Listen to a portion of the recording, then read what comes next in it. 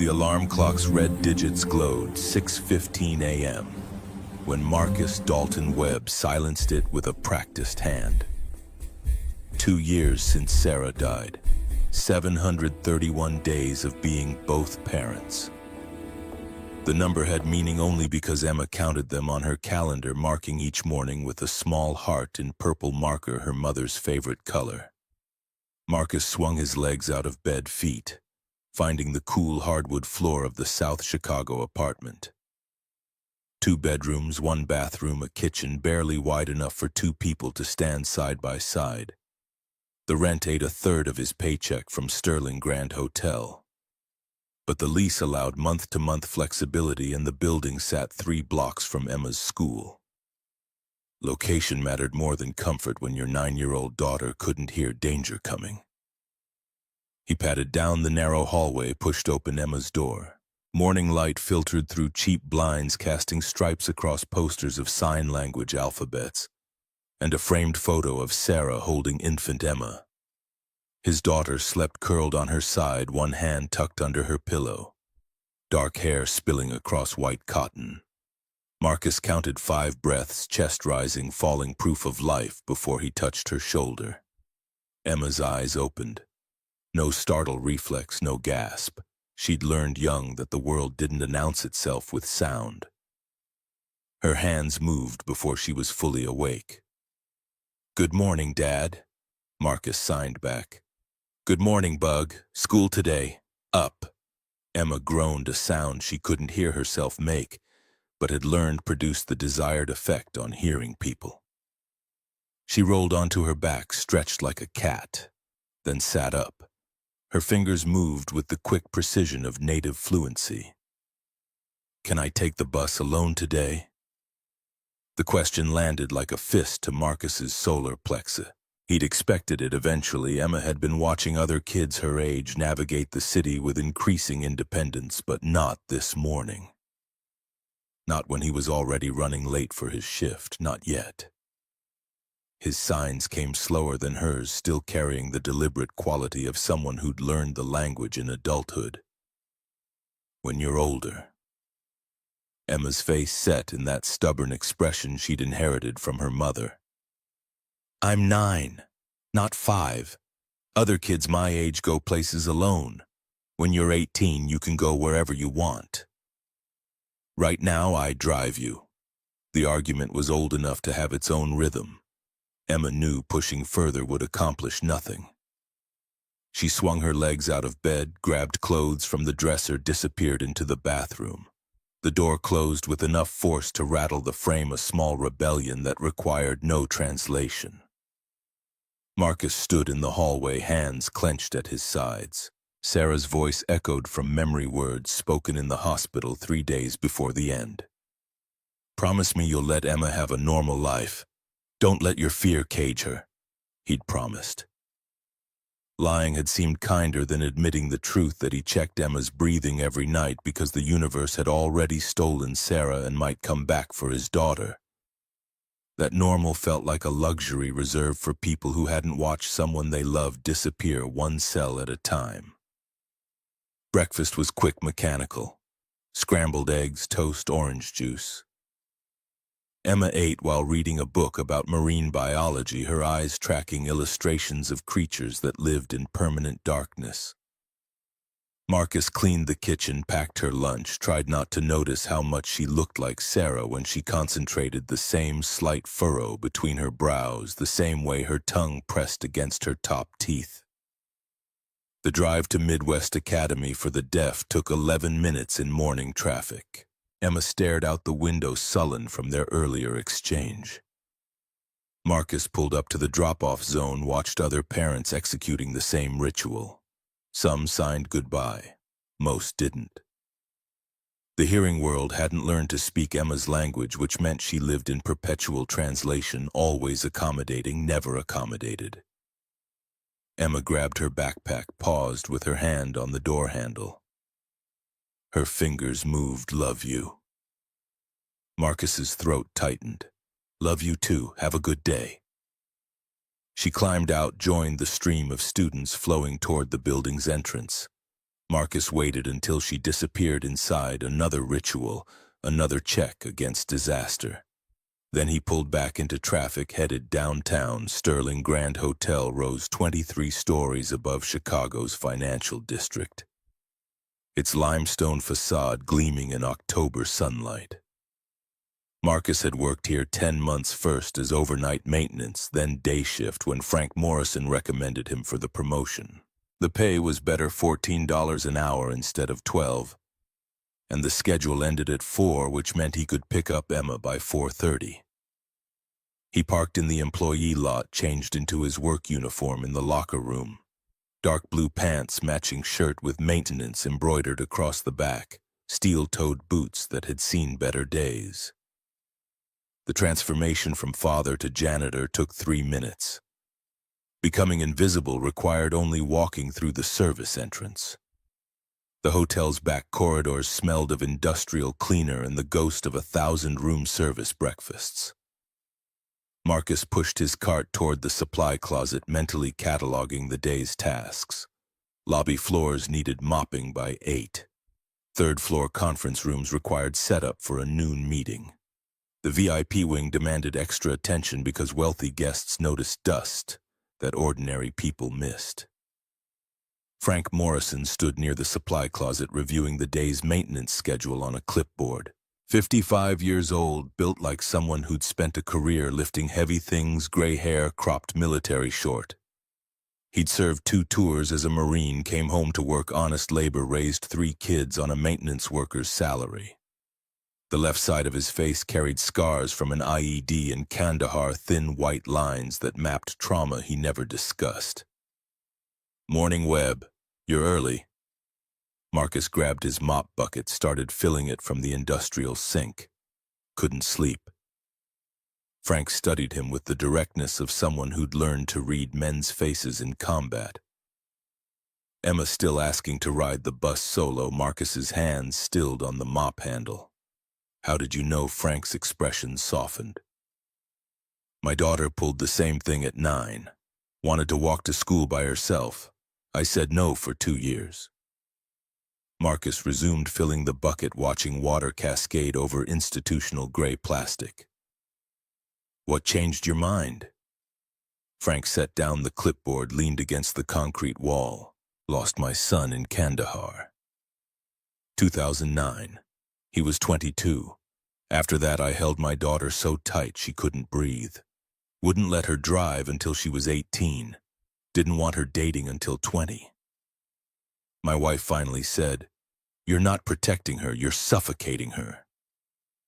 Hardest truth I ever heard." The sink continued running. Marcus didn't move to turn it off. "How did you learn to let go?" "Didn't. Still working on it. But I show up, do my job, try to be someone my kids can be proud of when they think about me. That's all we got, Webb, showing up and doing right when it counts." The water reached the bucket's rim. Marcus shut off the faucet, lifted the heavy load. Frank's words settled somewhere beneath his ribs, uncomfortable but true. "Coffee," Frank nodded. "Break room, 5 minutes." The hotel's employee break room occupied a windowless space on the basement level, furnished with mismatched chairs and a coffee maker that produced something approximating caffeine. Marcus poured 2 cups, black for both of them, and sat across from Frank at a scarred plastic table.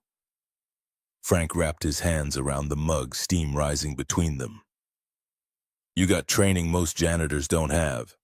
Brennan mentioned you spotted a shoplifter last month before security cameras did." Marcus shrugged. "Old habits.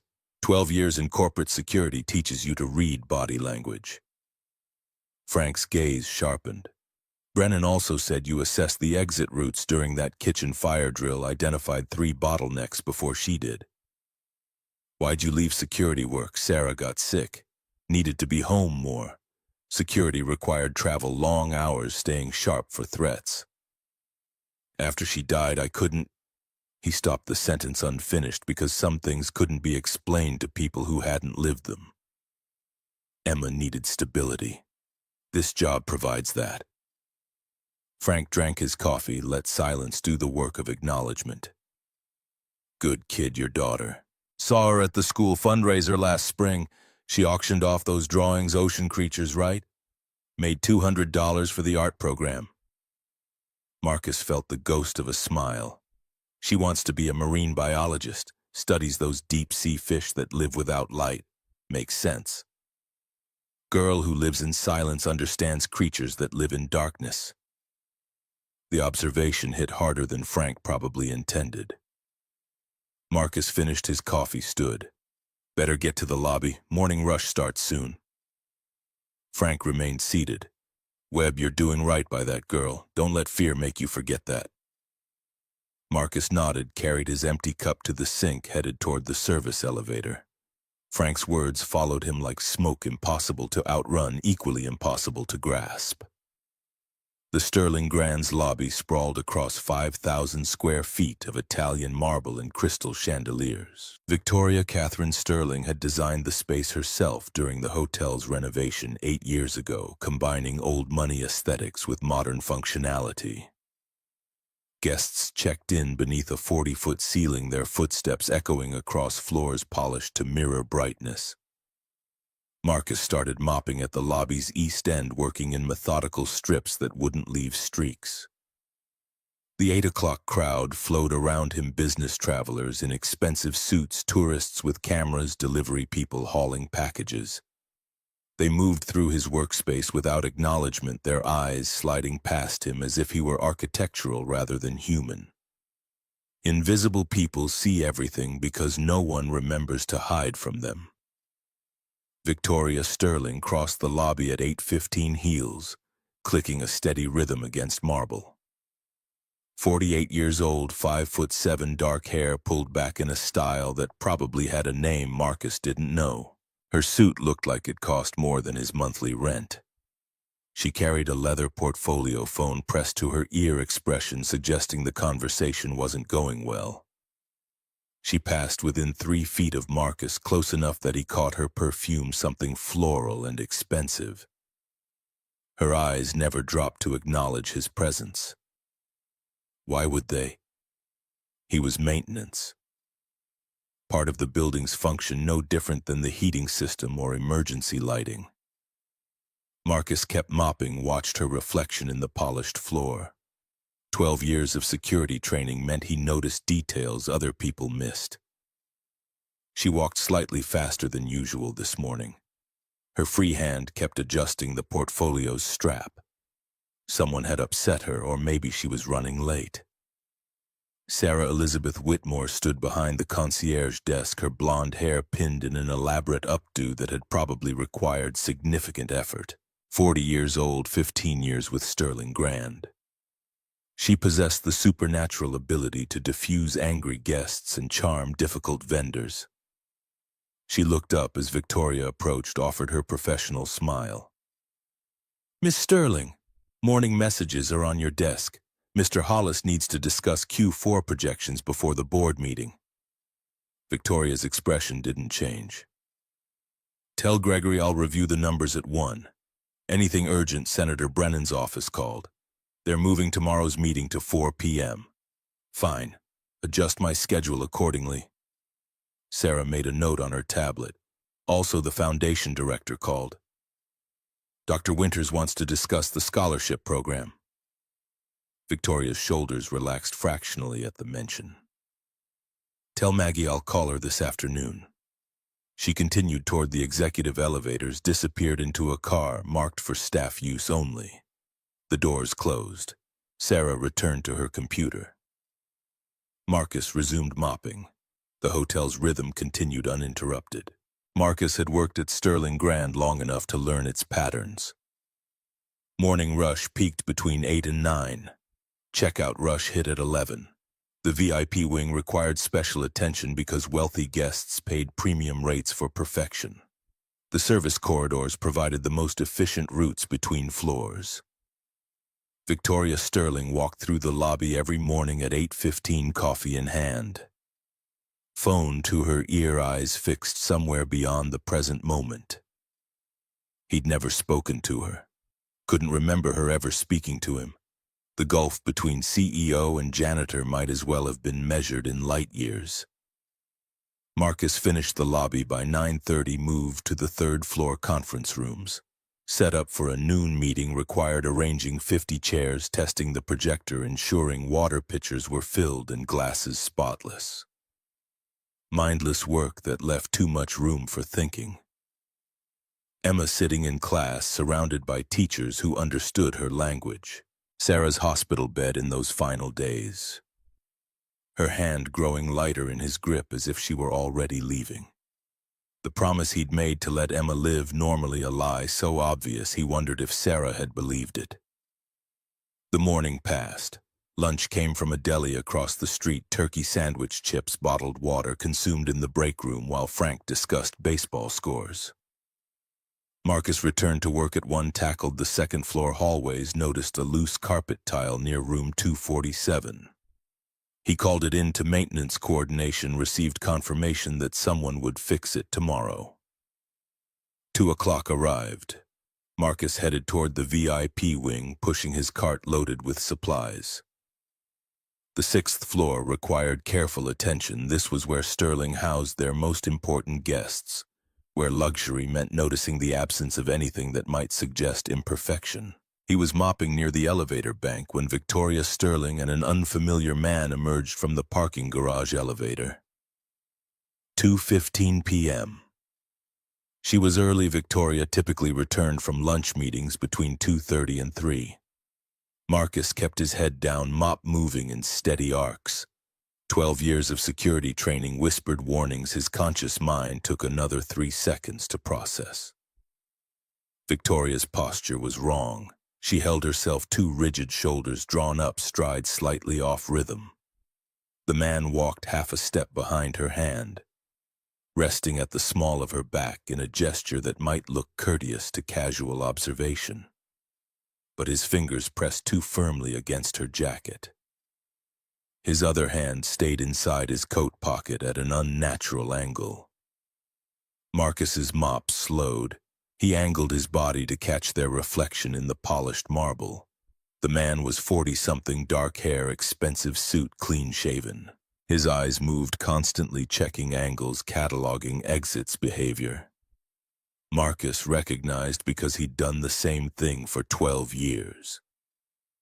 The man said something too quiet to hear. Victoria's spine straightened. Her left hand dropped to her side, fingers moving in quick, precise shapes. "Help me. Gun. Forced contract. Don't look up." The mop stopped mid-stroke. Water pooled at Marcus's feet. His heart hammered against his ribs, hard enough to make his vision pulse. The CEO of Sterling Grand Hotel had just signed to him in American Sign Language, had just told him she was being held at gunpoint, had just trusted that he would understand and act, and not get everyone killed. Marcus forced the mop to resume its rhythm, forced his breathing to stay steady, forced his eyes to stay down even though every instinct screamed to assess the threat directly. Looking up meant the gunman would know Marcus understood, meant Victoria's silent cry for help became a death sentence. They passed within 10 feet. Marcus watched their reflections grow smaller, watched them turn toward the VIP elevators. The man pressed the call button with his free hand. His other hand never left his coat pocket. Marcus's training catalog details automatically.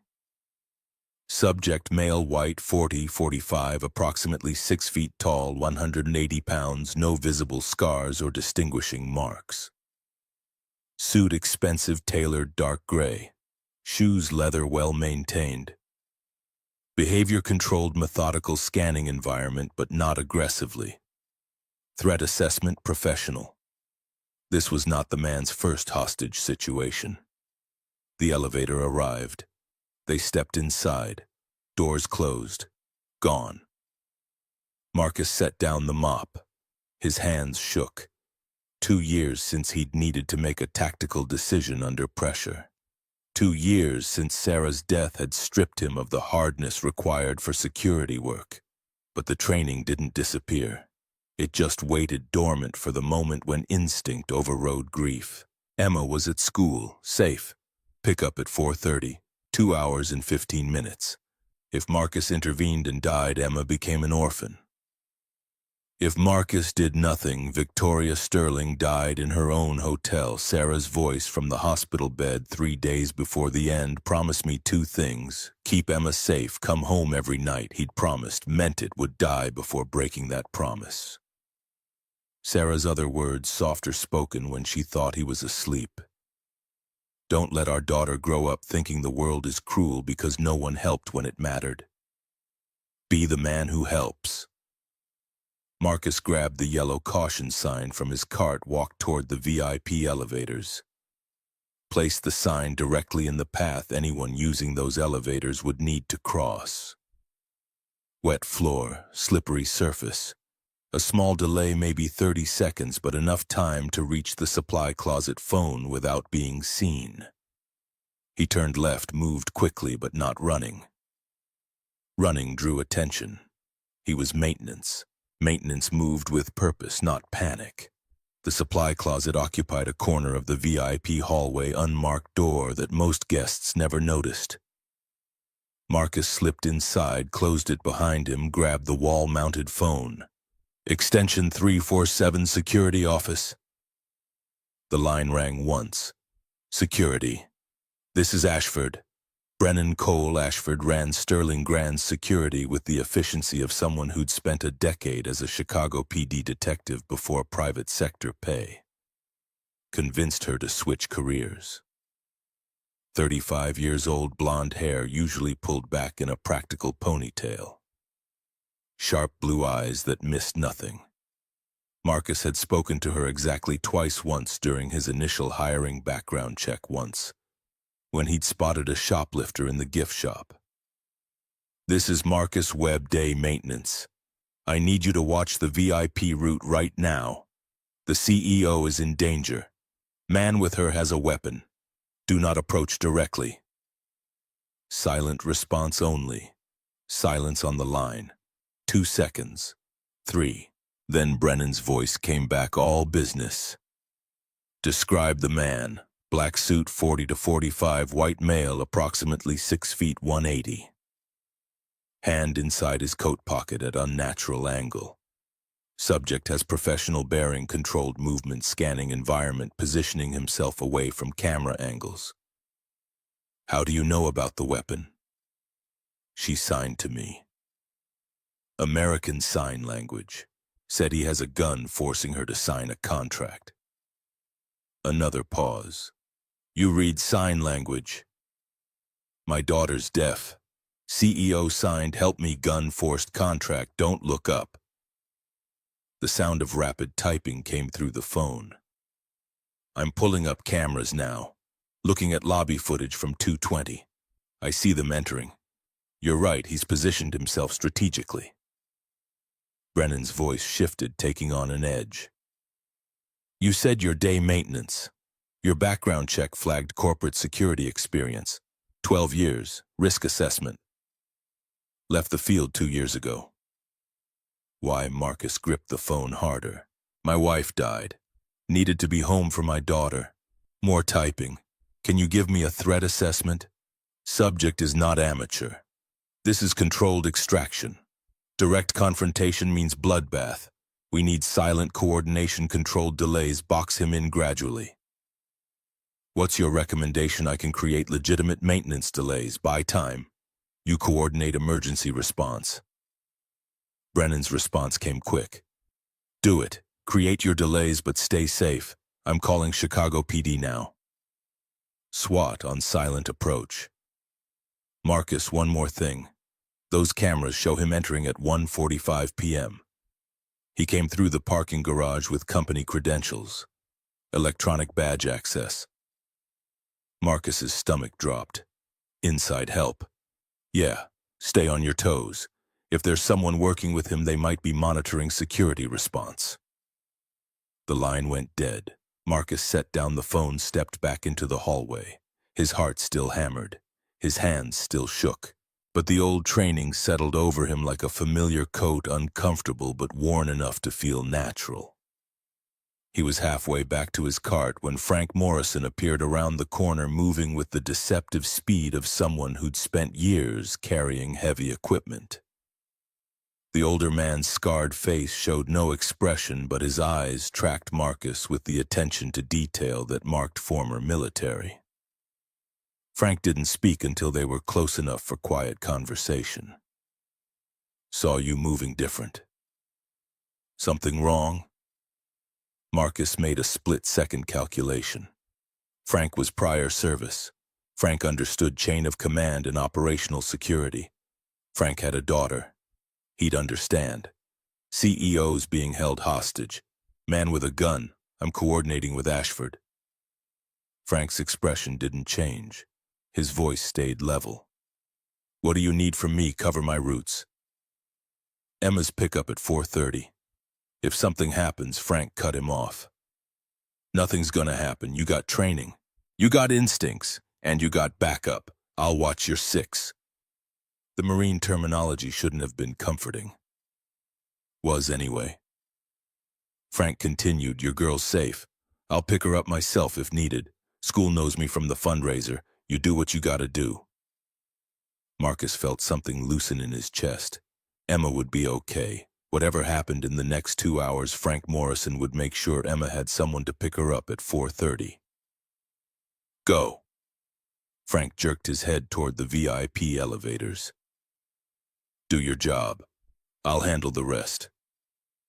Marcus grabbed his cart, headed back toward his position.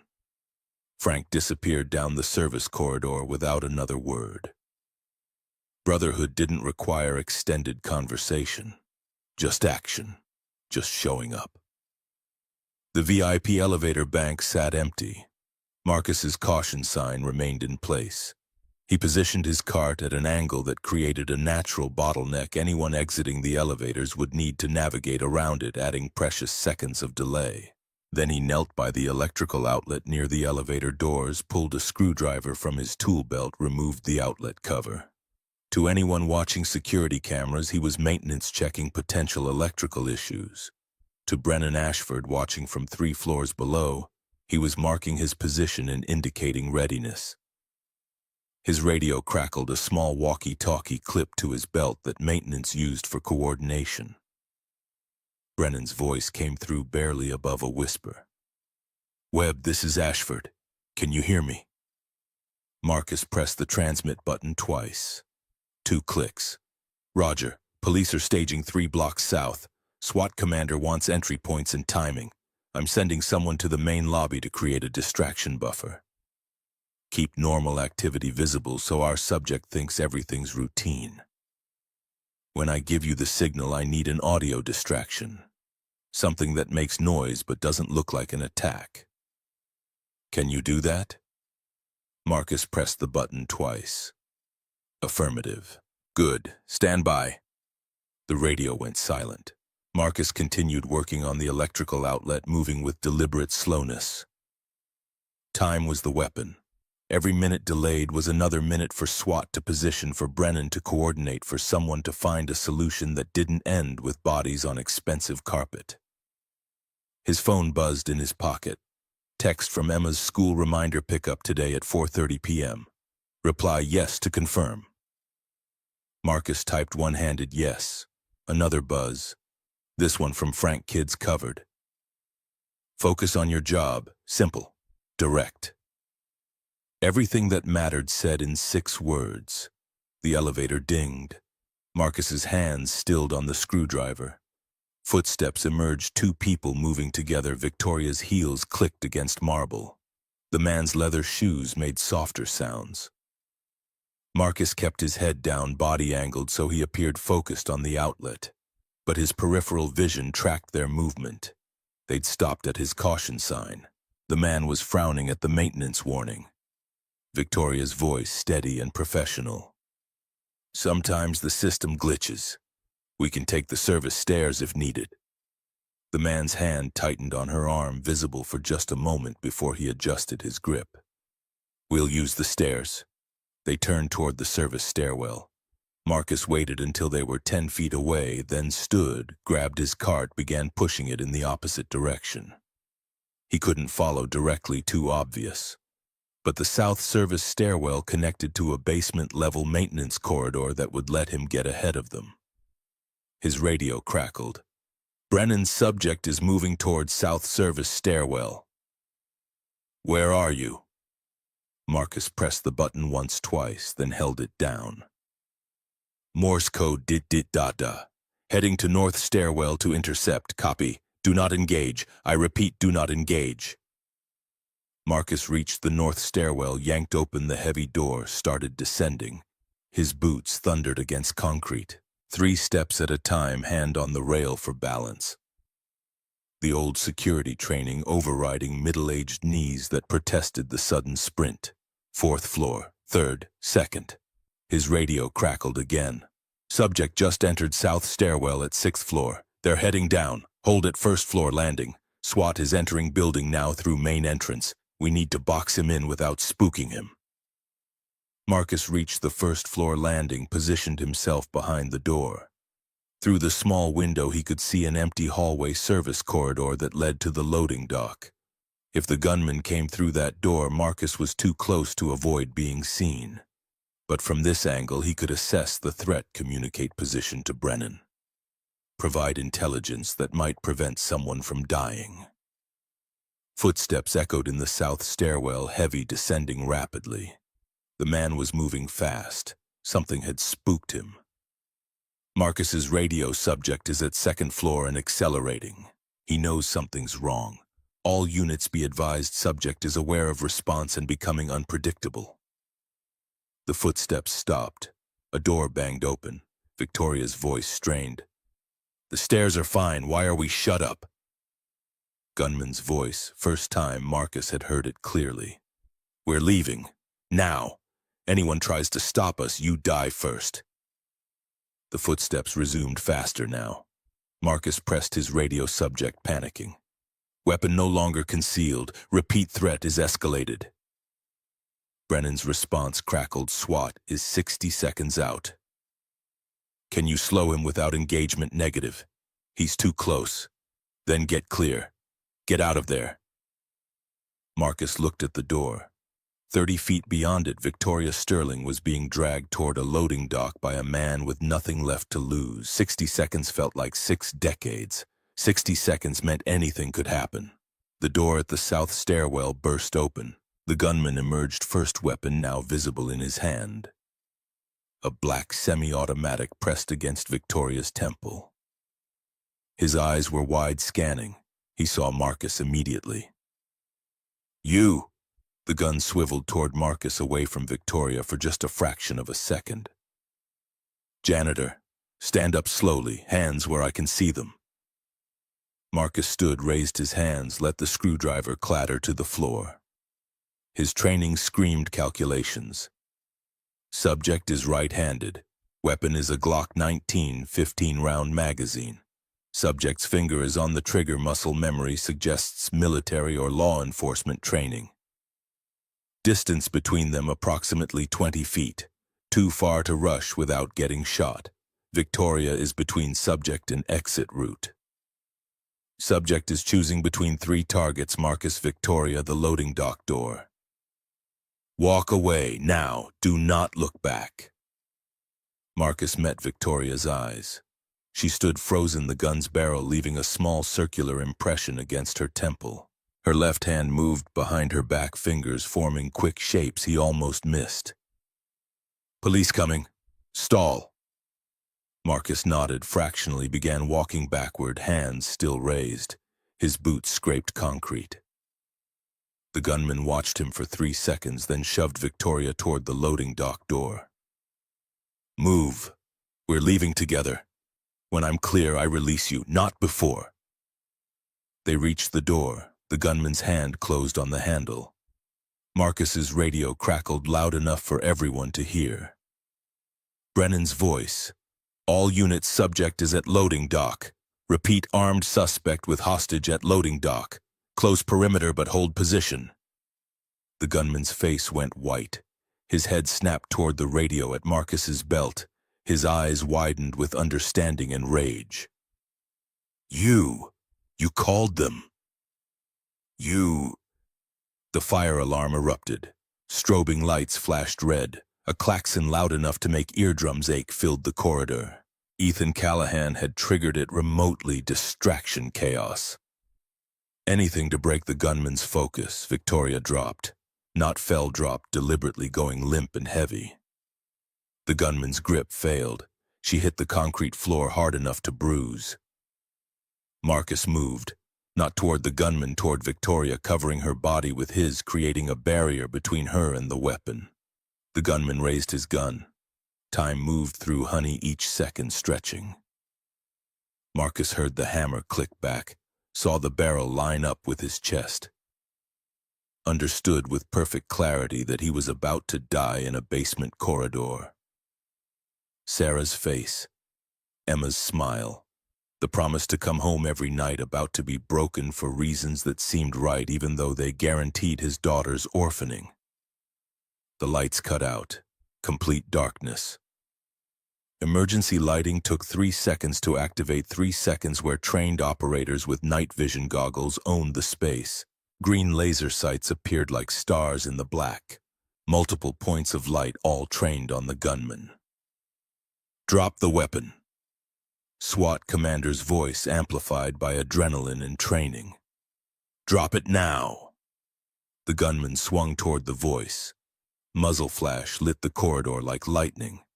The shot hit concrete, ricocheted, sent sparks flying.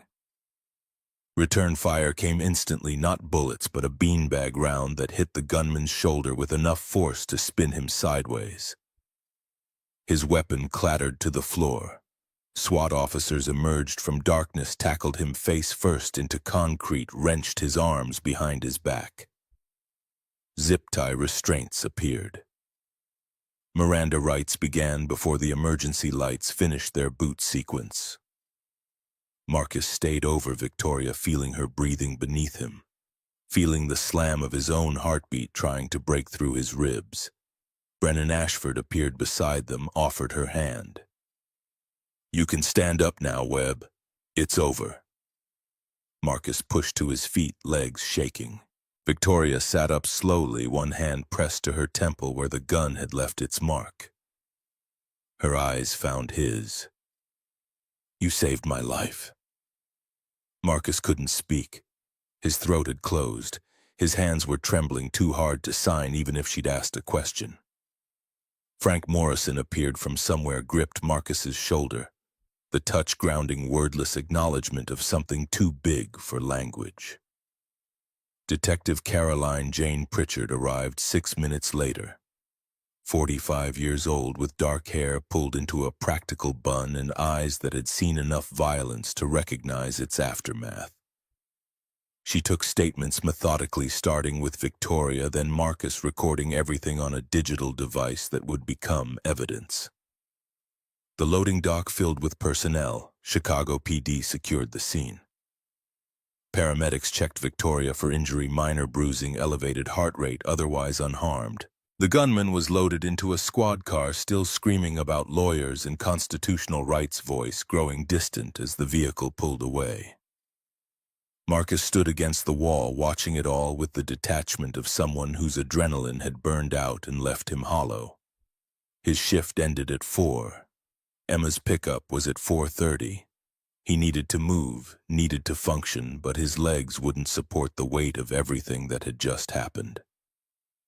His phone buzzed. Text from Frank heading to pick up Emma now. We'll bring her to hotel. You're in no condition to drive, Marcus typed back. Thanks. One word, inadequate, but Frank would understand. Brennan found him 20 minutes later after most of the emergency personnel had cleared. Her face carried new lines of stress, age accelerated by crisis. You did good work today, Webb. That training you claimed was rusty saved lives. Marcus shook his head. Just delayed. You did the real work. Brennan pulled out her phone, showed him frozen camera footage. The man you delayed, his name is Derek Michael Vaughn. He works for organized crime. Been setting this up for 18 months. If he'd gotten Victoria to sign those contracts before we could intervene, She would have lost controlling interest in Sterling Hotels by Monday morning. What about inside help? Already got him. Gregory Hollis, Senior VP of Operations. Been with the company 12 years. His badge was cloned to get Vaughn inside. Found $800,000 in gambling debts that were paid off 6 months ago. Vaughn's organization owned him. Marcus processed that, 12 years. Victoria had worked with someone for 12 years who sold her out for debt relief. Brennan continued, Detective Pritchard wants your full statement tomorrow. For now, you should go home. Get some rest. My daughter Frank's bringing her. They'll be here in about 5 minutes. Marcus nodded. His hands were still shaking. That would probably continue for a while. Emma arrived at 4:47 p.m. holding Frank's hand, with the trust of a child who'd learned that some adults could be counted on. She saw Marcus and broke into a run, throwing herself into his arms with the force of 9 years of pure relief. Her fingers moved rapidly against his back where Frank couldn't see, scared. Thought something bad happened. Marcus signed back.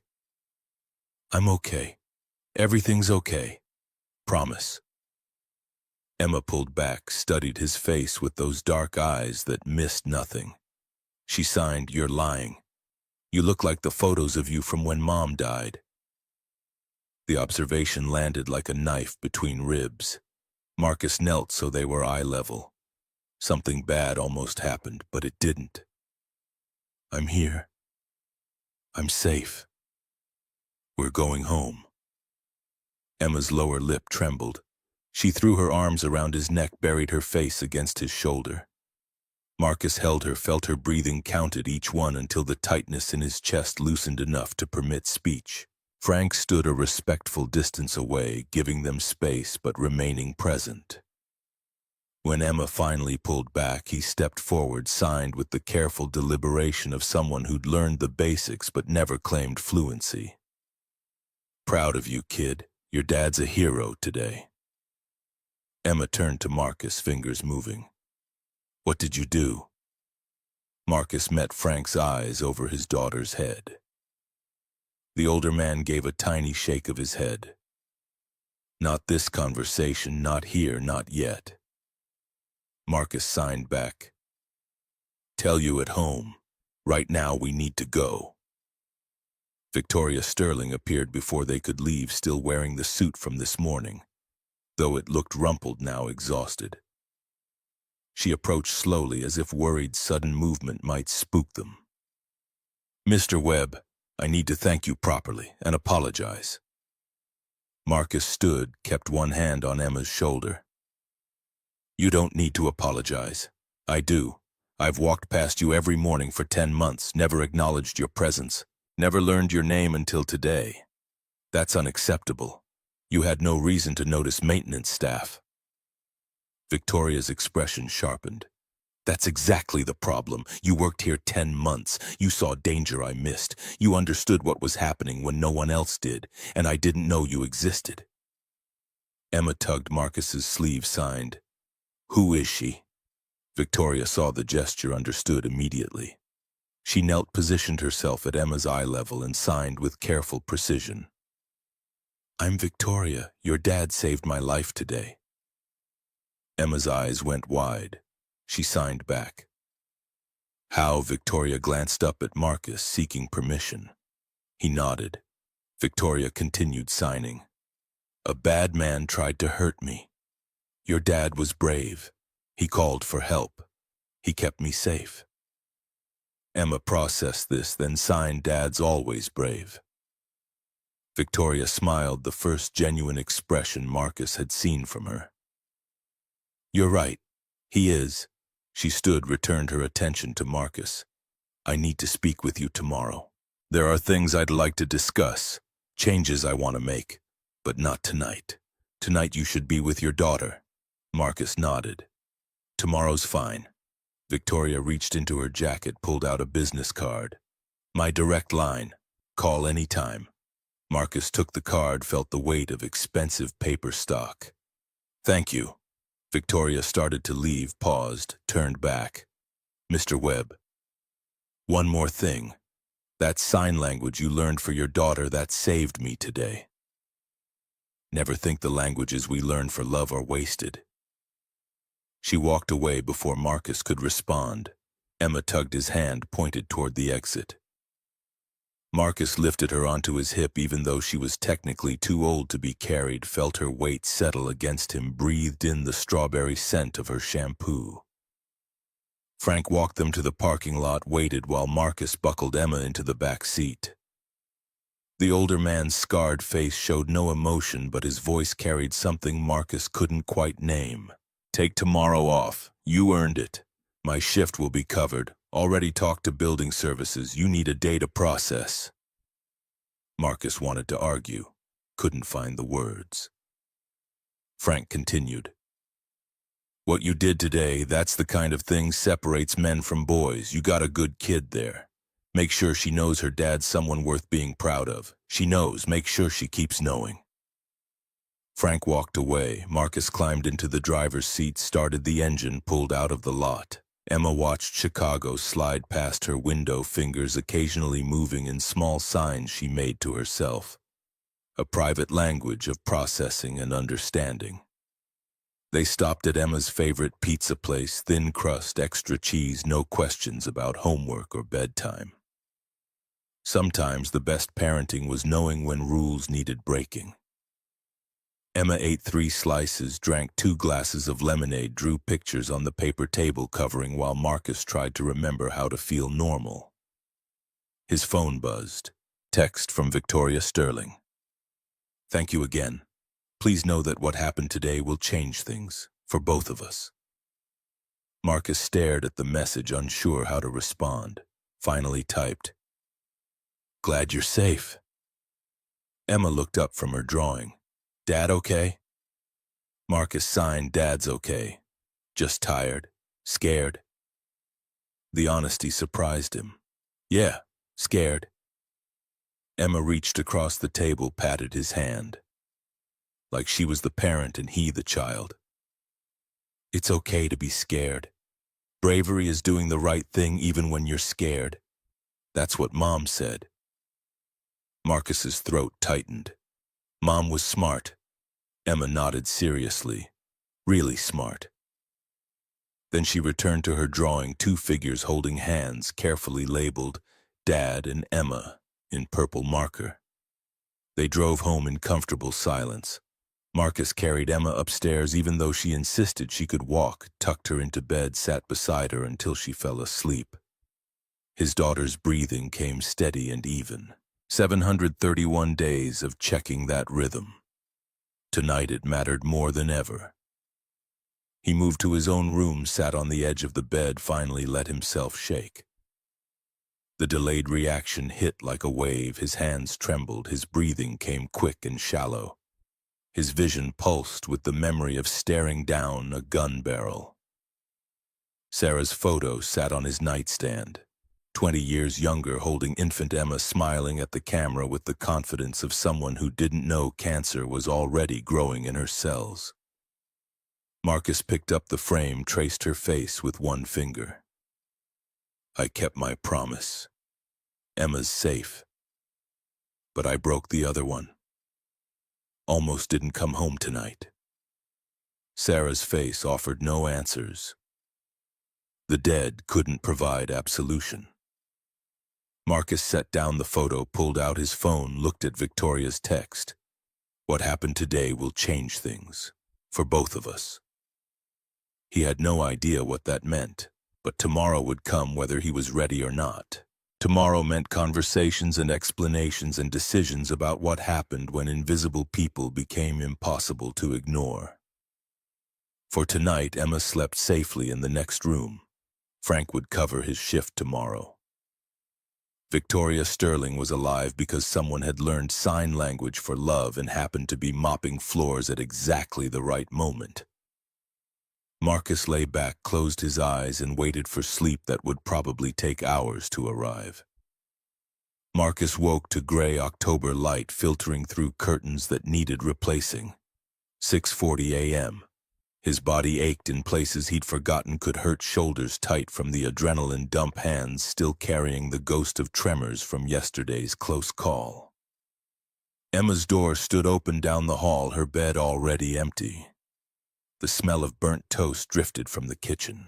He found her at the stove, standing on the step stool she'd outgrown but refused to abandon, attempting to salvage bread that had crossed from golden into charcoal territory. She glanced up, signed one-handed while scraping black residue into the sink. Wanted to make breakfast. Failed. Marcus took over, started fresh slices in the toaster, cracked eggs into a bowl. Emma retreated to the table, pulled out her marine biology book, pretended to read while watching him with the peripheral vigilance she'd developed after Sarah died. Checking. Always checking to make sure he was still there. The eggs sizzled. Marcus's phone buzzed. Text from Frank. "Detective wants your statement this morning. 10 a.m. at the hotel. Brennan will be there too. Take your time getting in." Marcus typed back, "Thanks for yesterday, for Emma." Frank's response came immediately. "That's what brothers do." Simple words that landed heavier than they should. Marcus set down the phone, plated the eggs, carried them to the table. Emma closed her book, picked up her fork, ate 3 bites before her hands started moving. "You really saved someone's life." Marcus nodded. "The CEO. Bad man was going to hurt her." "Were you scared?" The question deserved honesty. "Terrified. Thought I might not come home." Emma's fork stilled. "But you did. But I did."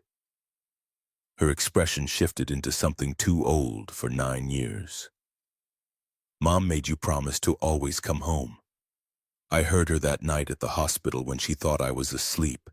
She made you promise." Marcus's throat closed. You heard that Emma's eyes filled but didn't spill.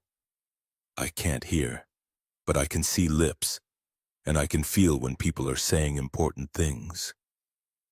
"She made you promise to come home every night. Yesterday you almost broke that promise." The eggs turned to ash in Marcus's mouth. He set down his fork, signed, "I'm sorry." "Don't be sorry for saving someone." Emma wiped her eyes with the back of her hand. "Just don't forget you have someone to come home to." The weight of 9 years of loss and resilience stared back at him from across the breakfast table. Marcus reached over, took Emma's hand. "I won't forget, promise."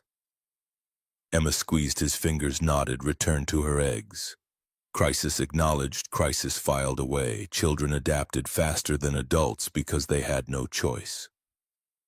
Marcus dropped Emma at school, Midwest Academy's familiar brick facade, students flowing through doors, signing conversations that needed no sound. Emma paused before getting out, signed, "Love you. Be careful today." Marcus signed back, "Love you too. See you at 4:30. She disappeared into the building. Marcus waited until she was through the doors, then pulled into traffic, headed downtown. Sterling Grand rose against the skyline like a limestone monument to wealth that couldn't prevent its own vulnerability. The parking garage entry looked the same as yesterday, concrete and shadows, and the memory of Derek Vaughn emerging from behind a pillar. Brennan Ashford met him in the lobby, wearing slacks and a blazer that couldn't quite hide the shoulder holster beneath. Her blonde ponytail was pulled tighter than usual, stress written in the set of her jaw. She led him to a conference room on the 3rd floor where Detective Caroline Pritchard sat reviewing a tablet case, files spread across the table like evidence of civilization's fragility. The detective looked up, gestured to a chair. "Mr. Webb, thanks for coming in. I need your complete statement from yesterday, everything you observed from the moment you noticed unusual behavior until the arrest." Marcus sat, recounted the timeline. Victoria's rigid posture, the man's hand placement, the sign language signal, his call to Brennan, the delay tactics, the stairwell confrontation, the fire alarm distraction, Derek Vaughn's weapon aimed at his chest in 3 seconds of darkness. Pritchard recorded everything, occasionally pausing to ask clarifying questions. When did you recognize Ms. Sterling knew sign language? How long did it take you to assess Mr. Vaughn as a professional threat? What made you decide to intervene rather than stay clear? The last question hung in the air longer than the others. Marcus met Pritchard's eyes. My wife made me promise 2 things before she died. Keep our daughter safe, and don't let Emma grow up thinking nobody helps when it matters. Yesterday I chose to keep the second promise. Pritchard nodded slowly. For the record, your choice saved Ms. Sterling's life. Vaughn had a timeline. If he'd gotten her signature on those contracts before we intervened, Sterling Hotels would have lost majority control by Monday morning. Legal ownership would have transferred to a shell corporation owned by organized crime. Victoria Sterling would have been terminated, possibly permanently. Brennan spoke up from her position near the window. We've been digging into Vaughn's operation since yesterday. He's not small-time. Works for an organization that specializes in hostile takeovers, the kind where executives sign over everything and then disappear.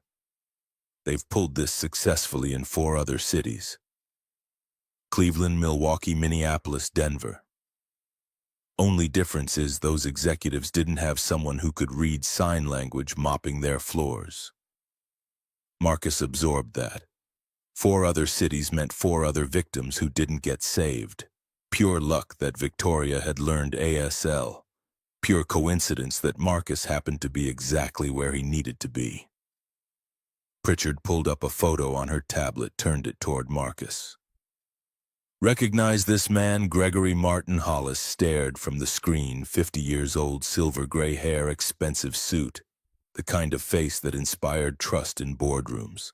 Marcus shook his head. Never seen him. Senior Vice President of Operations. 12 years with Sterling Grand. Victoria Sterling's direct report. He cloned his own access badge. Gave Vaughn credentials to enter the building. Provided detailed intelligence on security protocols, staff schedules, Victoria's routine. The photo flicked to financial records, $800,000 in gambling debts accumulated over 3 years. Underground poker rooms, offshore sports betting, high-stakes blackjack in Vegas. He was drowning. Brennan continued the narrative. 6 months ago, Vaughn's organization paid off every cent. In exchange, Hollis became their inside man. Gave them everything they needed to plan the extraction down to the minute. He knew which cameras had blind spots, knew Victoria's schedule, knew the VIP wing would be empty between 2 and 3 p.m. on Wednesdays because housekeeping does deep cleans Monday and Friday. Marcus felt the shape of the betrayal. 12 years of trust purchased for less than $1 million. How much was Victoria supposed to sign over? Pritchard pulled up another document. The contract would have transferred 51% of Sterling Hotels' ownership to a Cayman Islands corporation.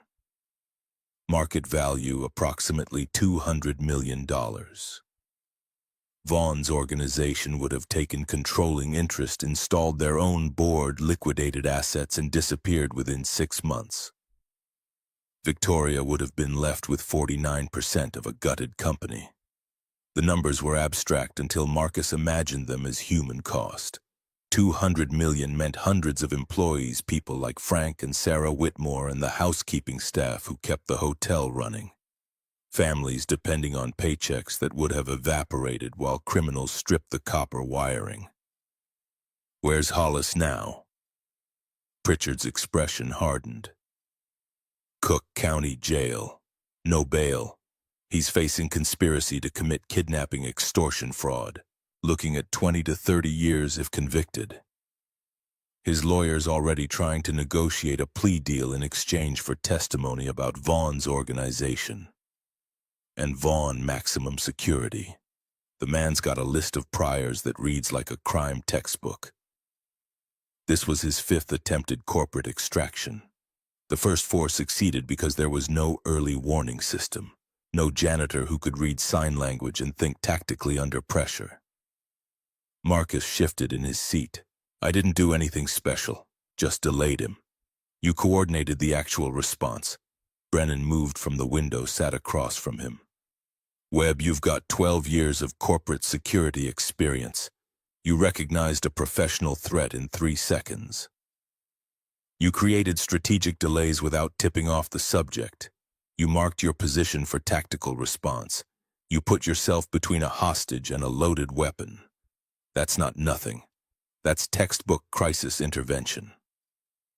I just did what needed doing. Pritchard closed her tablet. That's the definition of courage. Doing what needs doing when everyone else freezes.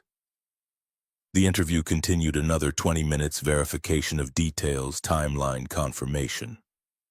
Technical questions about Vaughn's behavior and weapon handling. Finally, Pritchard stood, extended her hand. We're done. You'll need to be available for the trial probably 6 to 9 months from now.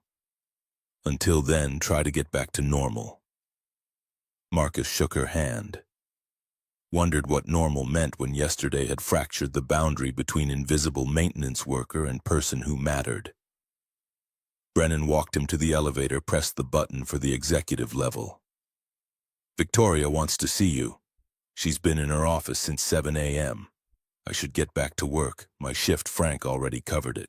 And building services manager approved personal leave through Monday. You're not on the clock. The elevator arrived. Brennan held the door. Webb, one more thing. What you did yesterday. That kind of action changes how people see you. Changes how you see yourself. Don't be surprised if the next few weeks feel disorienting. The doors closed before Marcus could respond. The elevator rose smoothly, deposited him on the executive floor carpet thick enough to silence footsteps art on the walls that probably cost more than his annual salary. Sarah Whitmore sat at the reception desk, looked up with a smile that carried more warmth than professional courtesy required. Mr. Webb, Ms. Sterling asked me to send you in immediately. Marcus approached Victoria's office door, knocked twice. Her voice came through clear, "Come in." Victoria Sterling's office occupied a corner with floor-to-ceiling windows overlooking Chicago. Lake Michigan stretched east gray water meeting gray sky at a horizon line that blurred with October haze. She stood at the glass coffee cup in hand, still wearing yesterday's rumpled suit. Dark circles shadowed her eyes. She'd probably slept here. She turned when Marcus entered. Please sit. I need to talk with you about several things. Marcus sat in a leather chair that probably cost more than his monthly rent. Victoria remained standing, seemed to need the window at her back like armor. Yesterday I almost died in a building I own. The person who saved me was someone whose name I didn't know. Someone I walked past every morning without acknowledgement. That's unacceptable. Ma'am, you had no reason to notice maintenance, Victoria cut him off. That's exactly the problem. I've spent 25 years building this company, created 14 hotels across the Midwest, prided myself on attention to detail. And I didn't know the man who mopped my lobby had 12 years of security expertise and a daughter who taught him to see the world differently. That failure is mine. Marcus didn't know how to respond. Victoria set down her coffee, moved to her desk, pulled out a file folder. Detective Pritchard briefed me this morning. Gregory Hollis betrayed this company because he was drowning in debt, and I never noticed. I worked with him 12 years, never asked if he needed help, never created an environment where admitting struggle was possible. You can't see what people hide. Victoria's eyes sharpened. You're wrong. I didn't see because I didn't look. There's a difference. She opened the folder. Yesterday you used sign language to understand what I couldn't say out loud. That saved my life. I learned sign language 18 months ago for a charity program supporting deaf children. My younger brother Daniel died when he was 9. I was 17 driving the car. He died, I lived. I've spent 31 years trying to justify that. The confession landed raw and unfiltered. Marcus understood survivor's guilt intimately, had lived with it for 2 years since Sarah's death. I'm sorry about your brother. Victoria waved off the sympathy. I learned sign language because I sponsor the Midwest Deaf Children's Foundation. Thought it would honor Daniel somehow. Never imagined that skill would save my life. She pulled out another document. You learned sign language because you have a 9-year-old daughter who's deaf. When I signed to you yesterday, you didn't hesitate. Marcus found his voice. There wasn't time to hesitate. But if I'm honest, I did hesitate. 1 second. Thought about Emma. She needs me. But then I thought about my wife before she died. Victoria waited, gave him space for the words that came slowly. Sarah had cancer. Near the end, she made me promise 2 things. Let Emma live without being caged by fear, and don't let Emma grow up thinking nobody helps when it matters. His hands clenched in his lap. Love isn't what you say in the easy moments. It's what you do in the hard ones. Yesterday was a hard one. The words hung between them, truth distilled to its essential weight. Victoria returned to the window, looked out at the city. I spent 20 years building walls to protect myself. Physical walls, emotional walls, corporate hierarchy walls. Today I learned walls don't keep you safe. They keep you alone. She turned back. Yesterday I learned that safety came from connection, from building bridges instead of walls, from learning a language that wasn't mine, from trust. Marcus watched her process the revelation in real time, defenses cracking under the weight of yesterday's near death. Victoria pulled a business card from her desk, set it on the table between them. I want to create a fund to support families with children who have disabilities. Scholarships, therapy, equipment, family services. I'd like to name it after your daughter, the Emma Webb Foundation. Marcus stared at the card. That's generous, but it's not charity. It's recognition. Because you learned your daughter's language, you were able to help someone desperately. That deserves to be honored. My daughter's name on a foundation feels like what? Like I'm accepting payment for doing what was right. Victoria's expression shifted, understanding landing. You're correct. Let me reframe. I'm creating this foundation because yesterday taught me that investing in people creates value money can't measure. Your daughter will benefit from this fund eventually.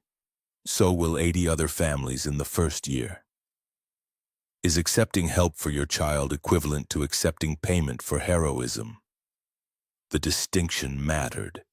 Marcus thought about therapy costs, about Emma's needs as she grew older, about the financial calculations that woke him at 3 a.m. If you frame it that way, yes. I accept. Good. She pulled out another document. Second thing, I'm offering you a position. Director of Employee Safety and Wellness, $85,000 annually. Flexible schedule to accommodate your daughter's needs. You would oversee security protocols, employee support programs, crisis response systems. Marcus felt the air leave his lungs. Ma'am, I'm a janitor. I don't have a college degree. You have something better.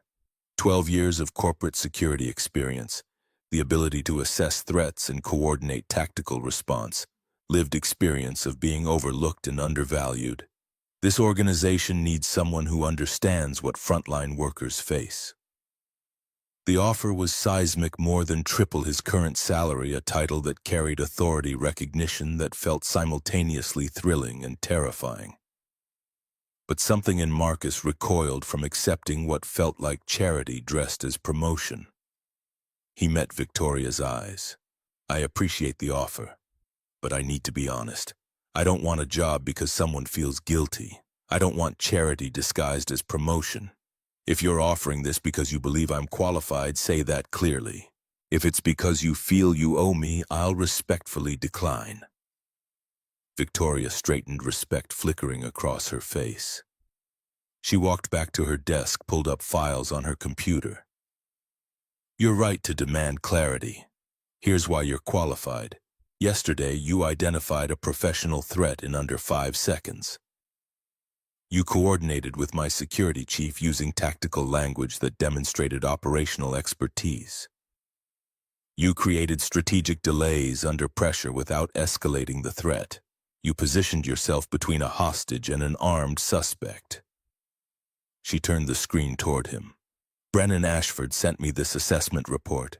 She says you displayed better crisis management than half the security professionals she worked with in 10 years at Chicago PD. Marcus read the report, saw his actions from yesterday translated into professional terminology that made them sound more impressive than they'd felt at the time. Brennan had noted his tactical communication, his threat assessment accuracy, his ability to maintain operational security while coordinating emergency response. Victoria continued, I need someone who can identify security vulnerabilities before they become crises. Someone who can train employees to recognize danger. Someone who understands what it feels like to be invisible in your own workplace. Power isn't having people fear you. It's having people trust you enough to tell you when you're wrong. Yesterday, you showed me I was wrong about everything. You're exactly who I need. Not because I'm grateful, because you're qualified. The words shifted the equation from charity to opportunity.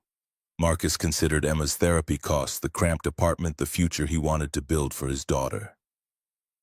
3 conditions. 1, Emma's school schedule means I need to leave at 4 p.m. most days. 2, health insurance that covers her therapy without crushing deductibles. 3, I need to know this isn't temporary, that I'm not being set up to fail. Victoria didn't hesitate. All 3 conditions. In writing. Contract starts Monday if you accept. Marcus extended his hand across the desk. I accept. Victoria's handshake was firm, businesslike, the grip of someone closing a deal that mattered. Welcome to management, Mr. Webb. We have a lot of work to do. One more thing. Marcus withdrew his hand. My shift today, I should finish it. Even if I'm starting the new position Monday, I want to complete what I was hired to do. Victoria studied him. You're worried about leaving Frank short-staffed. Frank covered for me yesterday when I was coordinating the emergency response. Least I can do is finish today's routes. Brennan was right about you. Victoria returned to her computer. Go finish your shift, but Monday morning 8 a.m. you report here. We'll start with a complete security audit of all 14 Sterling properties. Marcus stood, moved toward the door, paused with his hand on the handle. Miss Sterling, Victoria, thank you for learning sign language, for building that bridge. Without it, I wouldn't have known you needed help. Victoria's expression softened. Thank you for being someone who knew how to cross it. The rest of Friday passed in surreal normalcy. Marcus returned to his janitor duties, mopped floors that still needed mopping, cleaned conference rooms that still required cleaning. Frank found him near the VIP elevators around 2 p.m., handed him a cup of coffee without comment. They drank in companionable slints. 2 men who understood that some conversations required no words. Marcus picked up Emma at 4:30. She signed questions about his day that he answered with careful omissions. Yes, he'd given his statement to the police. Yes, everything was fine. No. He couldn't discuss details yet.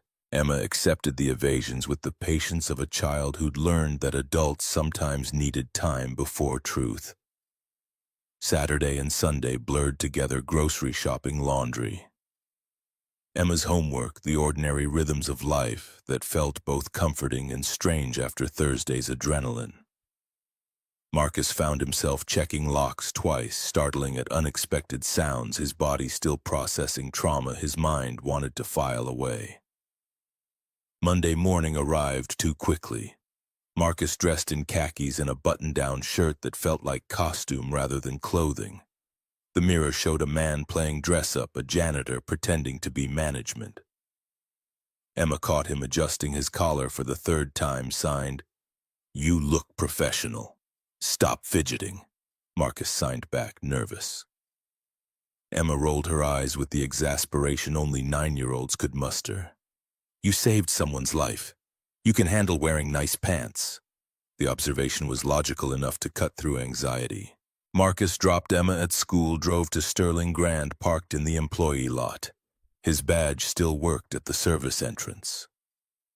Muscle memory carried him toward the locker room before conscious thought intervened. He didn't need to change into maintenance uniform anymore. The executive floor felt foreign in morning light. Sarah Whitmore greeted him with genuine warmth. "Mr. Webb, your office is ready. Third door on the left." The office was modest, one window, a desk, computer, filing cabinets. But it was his name on a placard outside, his space to occupy. Marcus stood in the doorway trying to reconcile this reality with 10 months of pushing a mop cart. Brennan appeared behind him. "Welcome to management." "Coffee." They walked to the break room, different from the basement employee space, furnished with better chairs and a coffee maker that produced actual espresso. Brennan poured 2 cups, handed one to Marcus. "Don't let imposter syndrome eat you alive. You earned this." "Earned? I feel like I'm playing pretend. Everyone feels that way the first week. Give it time." They sat at a small table. Marcus sipped coffee that tasted exponentially better than basement break room swill. Brennan pulled out a tablet. "Victoria wants a complete security audit of all Sterling properties. 14 hotels across 6 states. We're looking for vulnerabilities, badge access gaps, surveillance, blind spots, employee safety protocols, emergency response plans." "That's a lot of ground to cover. You've got budget and authority. Hire consultants if needed. But Victoria specifically wants your assessment first. Fresh eyes that understand both security expertise and frontline worker experience." Marcus processed the scope. "Where do I start here? This building. Yesterday showed us critical failures. Inside threat went undetected for 6 months. Emergency response coordination was improvised rather than planned. Employee safety protocols are inadequate. Your maintenance staff work alone in isolated areas with no panic buttons or check-in systems." The observation stung because it was accurate. Marcus had worked 10 months in conditions that left him vulnerable. "How did Vaughn enter the building originally?" Brennan pulled up security footage. "Parking garage, 1:47 p.m. Watch the vehicle entrance." The video showed a service van with Sterling Grand logo on the side, legitimate looking enough to pass casual inspection. Vaughn climbed out wearing maintenance uniform, badge clipped to his belt face, calm and unhurried. He swiped the badge, Gregory Hollis's cloned credentials, and entered without triggering any alarms. "Who verified that van?" "No one. Our protocol assumes anyone with valid badge access belongs here." Brennan fast-forwarded through footage. Vaughn spent 16 minutes surveying the building before intercepting Victoria in the parking garage. He knew exactly where cameras had blind spots, knew which routes security monitored actively versus passively, knew the VIP wing would be empty because Hollis told him everything. Brennan nodded. "Your first assignment, design a protocol that prevents this from happening again. Assume we have another insider threat we haven't identified. How do we protect against that?" Marcus thought about it. 2-factor authentication for executive floor access. Biometric scanners in addition to badge swipe. Mandatory check-ins for anyone working alone. Panic buttons in every break room and isolated work area. Random security audits that can't be predicted. Good start. Get it in writing. Victoria wants recommendations by Friday. The week accelerated into a blur of meetings, assessments, learning curves steep enough to induce vertigo. Marcus toured Sterling Grand's infrastructure with Ethan Callahan, the technology specialist who'd cut the lights during Vaughn's arrest. 30 years old, red hair, freckles, the kind of technical expertise that made complex systems seem simple. Ethan explained the surveillance network, 84 cameras covering lobby hallways, elevators, parking areas. But gaps existed. Service corridors had minimal coverage. The loading dock surveillance failed regularly. Camera angles created blind spots near emergency exits. Marcus took notes, mapped vulnerabilities, developed a mental model of how a professional threat would move through the building. By Wednesday, he'd identified 24 specific weaknesses ranging from inadequate lighting to unsupervised vendor access. Thursday morning brought a foundation planning meeting. Victoria had assembled a team, Dr. Margaret Winters from the Midwest Deaf Children's Foundation, a legal advisor, an accountant, and Marcus. They gathered in a conference room overlooking the city autumn sun slanting through glass. Dr. Winters was 50, gray hair, pulled back eyes that radiated competence and compassion. She'd brought portfolio materials, scholarship structures, therapy funding models, family support programs. We're proposing 3 tiers of assistance: educational scholarships for deaf and disabled children, medical and therapy funding with no income restrictions, family support services including counseling, job placement, and community resources. Victoria reviewed the materials. Budget $5 million, initial funding replenished annually from Sterling Hotel's profits. Legal advisor can structure it as a non-profit foundation with tax advantages. Marcus shifted uncomfortably. This is a lot of money attached to my daughter's name. Victoria turned to him. It's attached to what you represent. Every family struggling to support a child with disabilities deserves to know help exists. Your daughter is the symbol, but this serves everyone. Dr. Winters added, we're planning to launch publicly in January. Ceremony at Sterling Grand. First scholarship recipients announced. Media coverage to raise awareness. Marcus thought about Emma's reaction. She'd be simultaneously thrilled and mortified by public attention. Can my daughter be involved in selecting recipients? This can't be ceremonial for her. She needs to understand the impact. Victoria nodded. Agreed. Emma should review applications, meet families, understand how this helps people. She's part of this. The meeting continued another hour. Legal structures, fund management, publicity strategy. Marcus contributed when asked, mostly absorbed information that felt both overwhelming and necessary. By the time they broke for lunch, the Emma Webb Foundation had moved from concept to operational plan. Friday brought Marcus's first major deliverable, the security assessment report. 24 pages of vulnerabilities, recommendations, cost projections. He'd worked until midnight Thursday, completing it, triple-checking every detail. Because first impressions mattered when you were 48 years old and proving yourself in a field you'd left behind. Victoria called him to her office at 3 p.m. She'd printed the report, marked it with red pen, made notes in margins. She looked up when Marcus entered. This is excellent work. Comprehensive, specific, actionable. How much will implementation cost? Marcus swallowed. $3 million for biometric scanners, upgraded surveillance, and infrastructure improvements.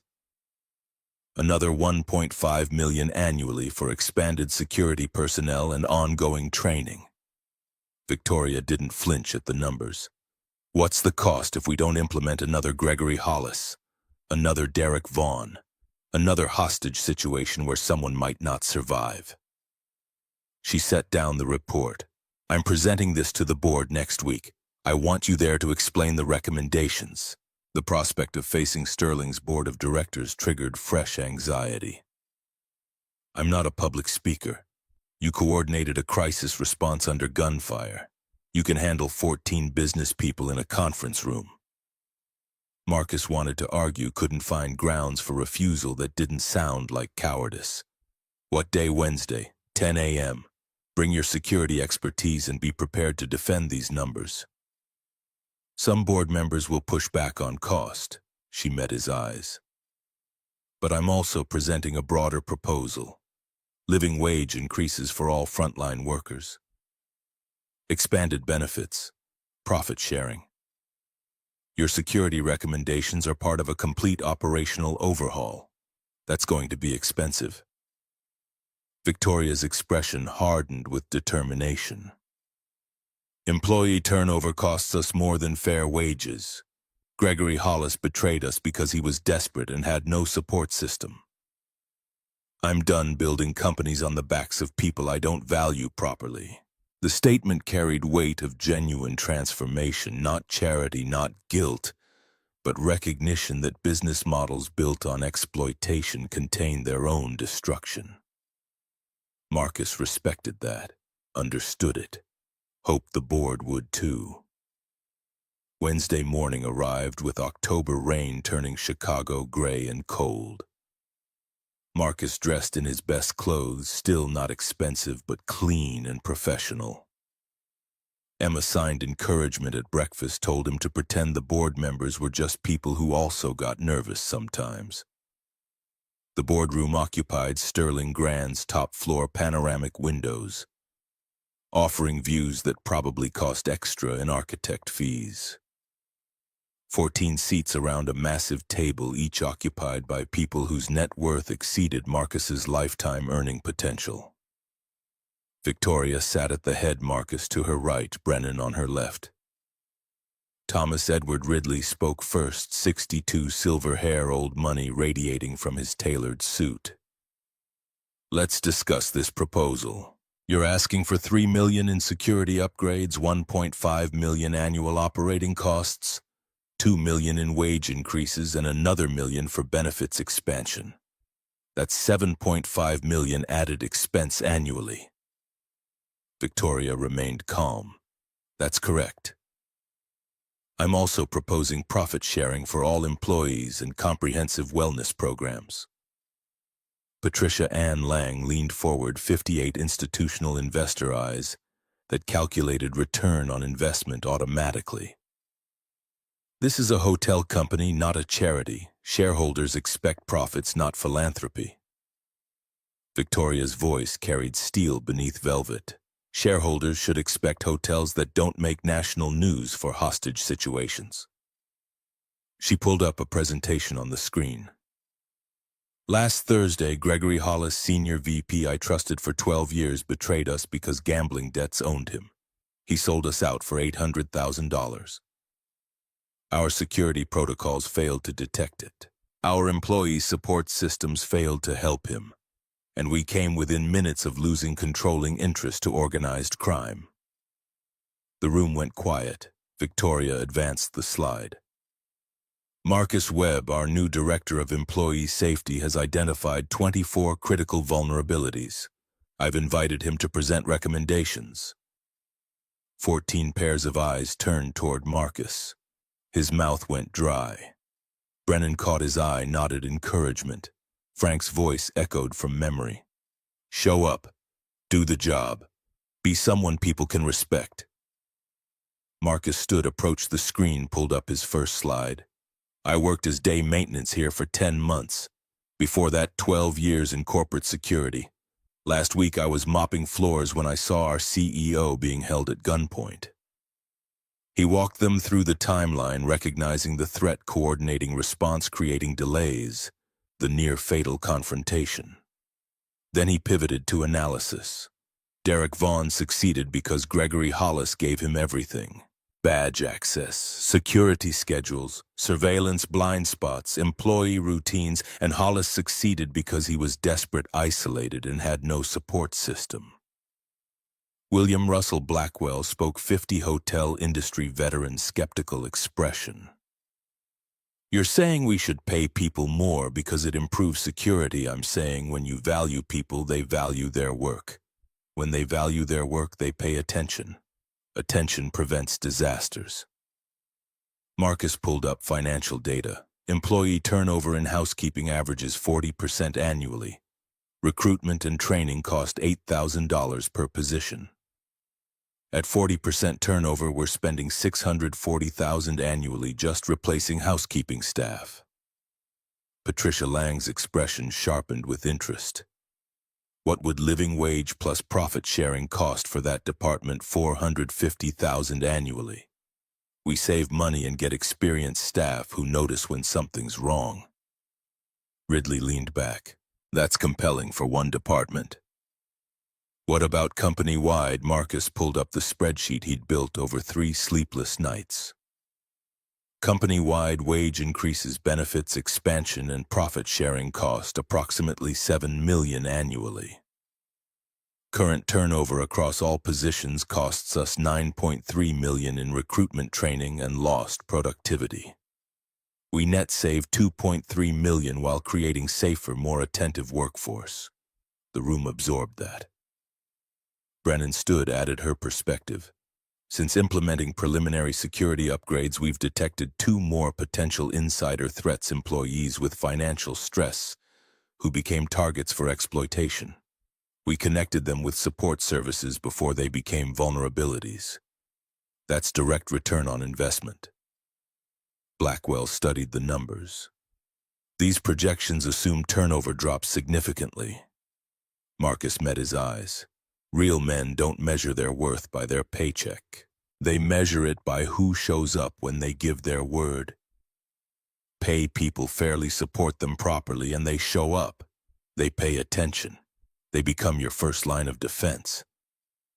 The words hung in boardroom air, thick with decades of quarterly earnings priorities. Victoria let the silence stretch, then spoke. I'm calling for a vote. All proposed changes, security upgrades, wage increases, benefits, expansion, profit sharing. $5 million annual investment that returns $7 million in reduced costs and immeasurably improved safety. Ridley studied the financial models. I move we approve the security upgrades and wage increases. Hold profit sharing for next quarter review. Victoria's eyes narrowed. Package deal or no deal? Patricia Lang made a note on her tablet. I second the motion as modified. Approve security wages and benefits. Delay profit sharing pending Q4 results. The vote split the room. Arguments erupted: cost concerns versus safety priorities. Shareholder value versus employee investment. Short-term expense versus long-term stability.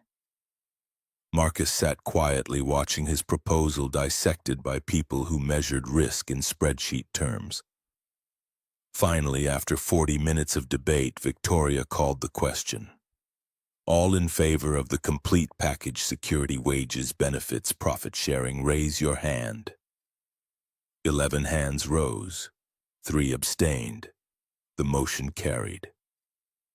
Victoria's expression remained neutral, but Marcus caught the flash of triumph in her eyes. Motion passes 11-3. Implementation begins immediately. The meeting adjourned. Board members filed out, some congratulating Marcus on his presentation, others clearly uncomfortable with the expense commitment. Patricia Lang paused on her way out. Mr. Webb, those numbers better hold. If turnover doesn't drop as projected, this vote will be revisited. Marcus met her gaze. They'll hold. When the room cleared, Victoria approached, extended her hand. Well done. You just convinced some of the most skeptical people in Chicago to invest $7 million in workers they previously viewed as replaceable. Marcus shook her hand. They're not replaceable. That's the point. Victoria smiled, genuine warmth that softened the CEO armor. Come on, I want to show you something. She led him to a smaller conference room where Emma sat at the table coloring while Frank Morrison watched over her. Emma looked up, face lighting with recognition. Dad, Mr. Frank picked me up early. Said you were doing something important. Marcus signed, very important. How was school? Emma signed back her day while gathering her drawings. Victoria watched the exchange, then knelt to Emma's eye level, signed. Your dad just convinced 14 people to make this hotel safer for everyone who works here. Emma studied Victoria with assessment beyond her years. You're the lady Dad saved. Victoria nodded. I am. And now I'm trying to help your dad save other people by building better systems. Emma considered this, then pulled out one of her drawings, 2 figures holding hands labeled carefully in purple marker. This is you and Dad. You both help people. Victoria accepted the drawing, held it gently. Thank you, Emma. I'll keep this in my office. The exchange was simple, innocent, free of the complexity that defined adult interactions. Emma packed her school bag, took Marcus's hand. Can we get pizza? It's Friday. Marcus looked to Victoria, who smiled. Go. You've earned it. And Emma, thank you for the drawing. It's beautiful. They left Sterling Grand as afternoon faded toward evening, the hotel's lights beginning their nightly illumination. Emma chattered about marine biology and signs that required both hands, forcing Marcus to watch the sidewalk rather than her conversation. But he caught enough excitement about bioluminescent fish questions about why creatures adapted to darkness wonder at nature's solutions to impossible problems. They ate at Gino's East deep dish pizza that Emma devoured with enthusiasm that required no translation. Marcus's phone buzzed. Text from Victoria. Board approved the foundation at $5 million annual funding. Launch ceremony scheduled January 15th. More to discuss Monday. Marcus set down the phone, watched his daughter draw sea creatures on the paper tablecloth, and felt the shape of his life shifting into something unrecognizable. 2 weeks ago, he'd mopped floors and cashed paychecks that barely covered rent. Tonight, he was director of employee safety with a salary that meant Emma's therapy was affordable, and the foundation bearing her name would help 80 families in its first year. Love isn't what you say in the easy moments.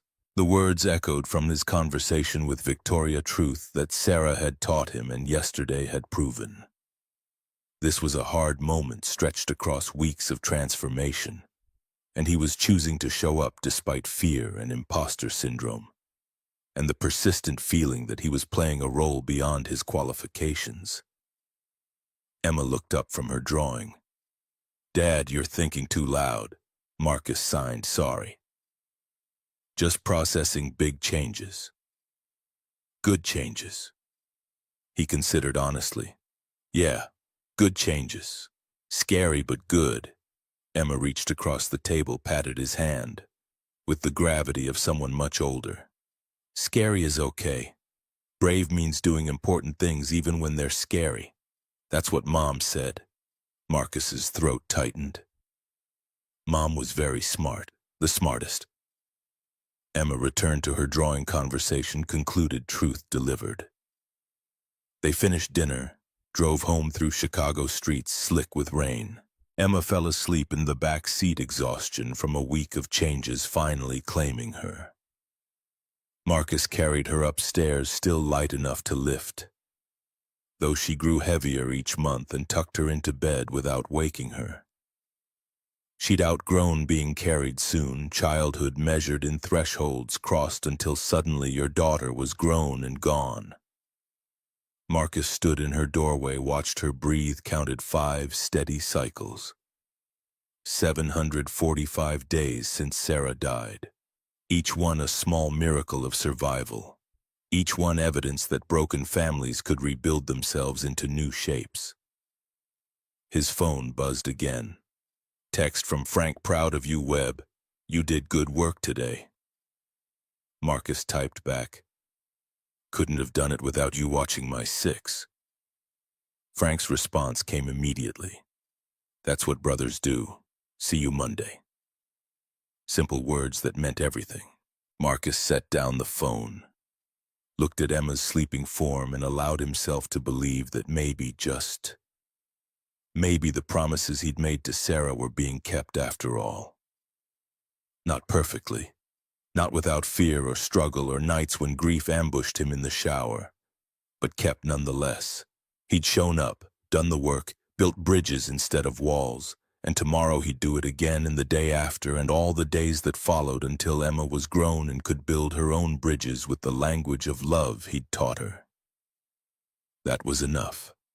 That had to be enough. That was everything. January 15th arrived, cold and bright. Chicago winter stripped down to essentials: white sky, gray buildings, wind that cut through wool coats like they were tissue paper. Marcus stood in Sterling Grand's lobby at noon watching the transformation take shape. 200 folding chairs arranged in rows facing a small stage. Audio equipment tested and retested. Media crews positioning cameras. Dr. Margaret Winters directing volunteers with the efficiency of someone who'd orchestrated dozens of charity events. Emma sat in the front row wearing the navy dress Victoria had helped her pick out last week. Purple ribbons in her dark hair because Sarah had loved purple. She was practicing her speech, hands moving through sign language she'd memorized, lips forming words she couldn't hear herself speak. 10 years old now, birthday having passed in November, tall enough that strangers sometimes guessed 12. Frank Morrison appeared at Marcus's elbow wearing a suit that looked uncomfortable on his marine-hardened frame. "You ready for this?" Marcus adjusted his tie for the 5th time. 200 people are about to hear me talk about the worst and best moment of my life.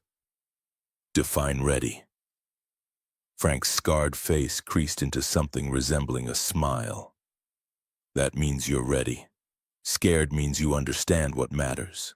The foundation had consumed 3 months of planning legal incorporation, fund management structures, scholarship selection criteria, publicity coordination. Marcus had reviewed applications from 87 families, read stories of struggle that made his chest tight, understood viscerally that Emma's challenges were shared by thousands. The Emma Webb Foundation would launch today with $5 million and the promise of changing lives. Victoria emerged from the executive offices wearing a charcoal suit that somehow managed to look both professional and approachable. She'd changed since October, subtle shifts in posture, the way she moved through spaces, how she made eye contact with employees. The walls she'd built for 25 years were coming down, brick by brick. She approached Marcus, handed him a folder. Final guest list. Senator Brennan's office confirmed attendance. 3 local news stations. Chicago Tribune is sending a reporter. This will get significant coverage. Marcus scanned. The list felt his anxiety ratchet higher.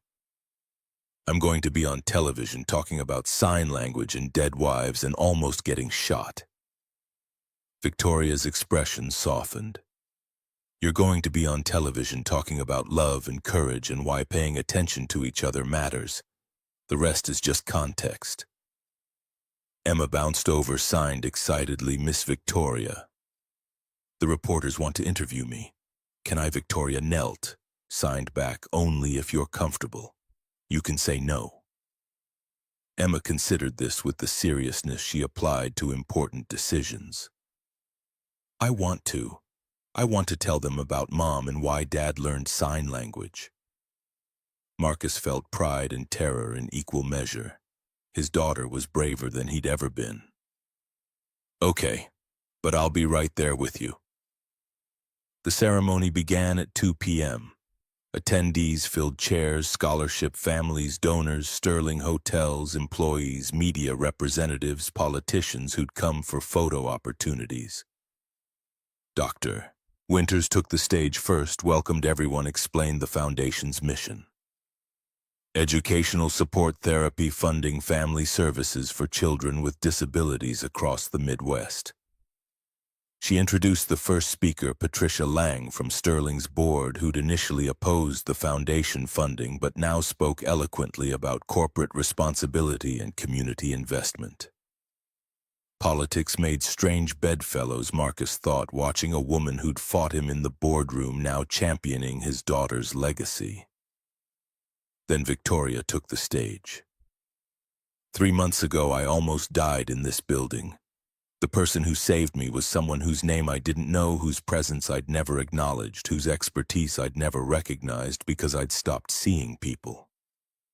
She paused, let that confession land. That failure taught me something crucial.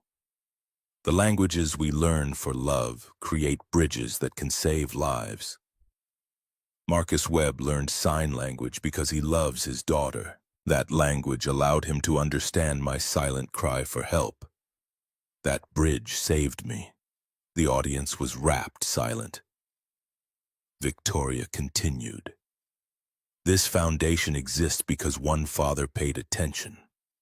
Because one child taught her father to see the world differently.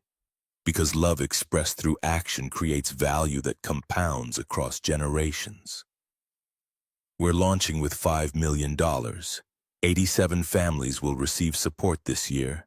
But the real investment is in the principle that no family should face disability alone. She gestured toward Marcus. I'd like to invite our Director of Employee Safety and Wellness to share his perspective. Marcus climbed the stage on legs that felt disconnected from his nervous system. 200 faces watched him. Cameras recorded. This would exist forever, archived proof of either eloquence or humiliation. He gripped the podium, looked out at the audience, found Emma in the front row. She signed, "You can do this." Marcus began, his voice steadier than expected. When my daughter was born deaf, I was terrified. I didn't know her world. I had to learn it. Learn to see reflections instead of hear footsteps. Learn to watch faces instead of listen to tone. Learn that silence isn't empty, it's full of meaning. He saw heads nodding, people leaning forward. 3 months ago, that learning saved someone's life. Not because I'm special, because I paid attention. Because I learned a language that wasn't mine. Because love means more than what you say in comfortable moments, it's what you do when everything's hard. The words echoed his conversation with Victoria from October Truth, distilled through repetition into something crystalline. This foundation isn't about money. It's about attention. About learning each other's languages, not just sign language, but the language of struggle, of hope. Of families doing their best with limited resources. He found Victoria in the second row, her eyes bright with emotion. To every parent here raising a child with disabilities, you're not alone. You're not invisible. We see you. This foundation sees you. His gaze shifted back to Emma, who was crying and signing simultaneously. Proud of you. Marcus continued, his voice thickening. My wife Sarah taught me the meaning of love before she died. She said, don't let fear cage our daughter. Let her fall sometimes. That's how she learns to stand. This foundation is about helping families stand, about catching them when they fall, about creating communities where no one faces impossible challenges alone. The applause started before he finished, swelled into something that felt like validation and relief and shared understanding. Marcus stepped back from the podium, let the sound wash over him. Understood that this moment would mark the dividing line between who he'd been and who he was becoming. Dr. Winters returned to announce the first scholarship recipients, 10 families whose children would receive educational support, therapy funding, family counseling. Each family's representative came to the stage, collected envelopes, shook hands, posed for photographs that would appear in tomorrow's Tribune. Then Emma took the microphone. Dr. Winters had offered to interpret, but Emma had insisted on speaking herself, using the careful articulation she'd practiced with speech therapists. Her voice came out slightly too loud, vowels shaped oddly, but every word was clear. I can't hear myself talk. But I know words matter because my dad learned my language. He learned because he loves me. Miss Victoria learned sign language because she loves children like me. Love means learning. Learning means paying attention. Thank you for paying attention to us. The simplicity devastated. Adults who'd come prepared for corporate charity discovered themselves confronting a 10-year-old's unvarnished truth. The applause this time carried a different quality, softer, more personal. The sound of 200 people recognizing their own failures to pay attention. The ceremony concluded with reception in the hotel's ballroom, champagne and hors d'oeuvres, networking and congratulations. The mechanical social performance that followed successful events. Marcus found himself surrounded by people wanting to shake his hand, thank him, share their own stories of disability and struggle and triumph. Emma handled the attention with grace beyond her years, signing conversations with deaf attendees, patiently explaining her marine biology interest to anyone who asked. She'd inherited Sarah's social ease, the ability to make strangers feel comfortable. Victoria circulated through the crowd, stopped beside Marcus during a rare moment of solitude. "Your daughter is remarkable." Marcus watched Emma demonstrate bioluminescent fish gestures to a fascinated reporter. "She gets that from her mother. Sarah could talk to anyone." Victoria's expression carried something Marcus couldn't quite identify. "Emma invited me to your Friday pizza tradition, if the offer still stands." The invitation had been Emma's idea 3 weeks ago, presented with the determined confidence of a child who'd decided the adults in her life needed help. Marcus had agreed because refusing felt like denying something Emma needed: normalcy, family structure, the presence of adults who showed up consistently. "Offer stands. Gino's East 6:30, I'll be there." The crowd eventually dispersed. Media crews packed equipment. Sterling's maintenance staff began breaking down chairs, returning the lobby to its usual pristine condition. Marcus helped where he could, old habits pulling him toward familiar work, even though his role had changed. Frank found him stacking chairs. "Leave it. You're management now. Let the crew handle this. Feels wrong to watch other people do work I know how to do." Frank pulled 2 chairs away from Marcus, set them down firmly. "That's your weakness talking. You know how to do everything, so you try to do everything. Delegate. Trust people. That's what leaders do." The advice landed harder than Frank probably intended. Marcus stepped back, let the maintenance crew continue their work, accepted that his role had evolved beyond direct action into coordination and trust. Emma appeared with her coat signed, "Can we go? I'm tired." They walked to the parking garage together. Chicago evening, already dark at 5:30, winter compressing daylight into scarce commodity. Emma chattered about the reporters, the families she'd met, the therapy equipment the foundation would provide. Her excitement was contagious, infectious hope that spread through proximity. Friday evening arrived with Emma practically vibrating with anticipation. She'd changed clothes 3 times, settled on jeans and her favorite purple sweater, brushed her hair until it shone. Marcus recognized the signs. His daughter had decided Victoria was important, worth impressing, someone who might become permanent. The observation carried weight and danger in equal measure. Marcus had kept his distance from romantic entanglement for 2 years, protecting himself and Emma from the vulnerability that came with caring. But Emma had made her decision unilaterally, and 10-year-olds possessed a clarity adults spent lifetimes trying to recapture.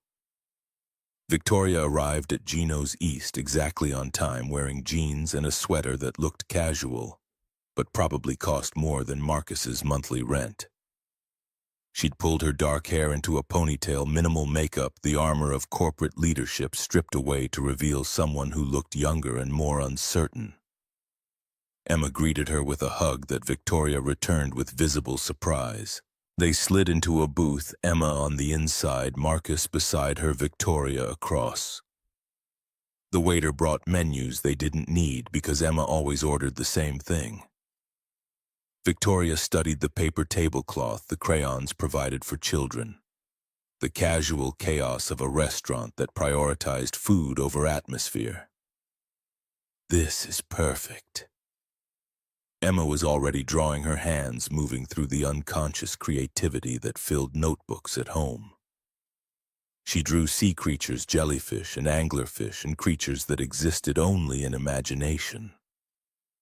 Victoria watched with genuine interest, asked questions in sign language that Emma answered with increasing animation. Marcus observed their interaction, saw something shifting in real time. Victoria laughed at Emma's joke about bioluminescent fish, her expression open in ways it never was at Sterling Grand. Emma responded by drawing Victoria into the picture, a figure holding hands with the marine biologist Emma hoped to become. The pizza arrived deep dish that required structural engineering to extract a slice. Emma devoured hers with the unself-conscious enthusiasm only children possessed. Victoria ate more slowly, seemed to be processing the experience of normalcy after a lifetime of expensive restaurants and business dinners. Emma finished first, wiped her hands, signed to Marcus. "Can I go play arcade games?" Marcus handed her quarters, watched her bounce toward the vintage machines near the entrance. Victoria tracked her movements, smiled. "She's wonderful, so confident. The confidence is new." First few years after Sarah died, Emma was terrified I'd disappear too. Wouldn't let me out of her sight. Victoria's gaze returned to Marcus. "How did you help her through that?" Showed up. Every day, every promise kept, every fear acknowledged. You can't logic away grief, you just survive it together until surviving becomes living again. The words hung between them, heavier than Marcus intended. Victoria reached for her water glass, hands not quite steady. "I never had children. My marriage ended because I couldn't let anyone close enough to build family." Control felt safer than vulnerability. "What changed? You put yourself between me and a loaded weapon. That kind of action makes walls feel like cowardice rather than protection." Marcus met her eyes across scarred table surface. "Not cowardice. Self-preservation. Can't fault someone for protecting themselves from pain. But that protection becomes a prison eventually." Victoria set down her glass. "I've been thinking about October, about how close I came to dying alone in a building full of people. The only person who knew to help was someone I'd never acknowledged. That's what isolation creates, vulnerability disguised as strength."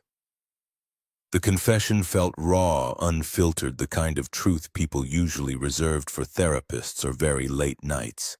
Marcus understood he was witnessing something rare, a woman who'd spent 48 years building fortress walls, choosing to tear them down brick by brick. Emma returned breathless from racing games, signed Miss Victoria, should come every Friday. Victoria glanced at Marcus, seeking permission that wasn't his to grant. Emma had made the decision. He nodded. "I'd like that."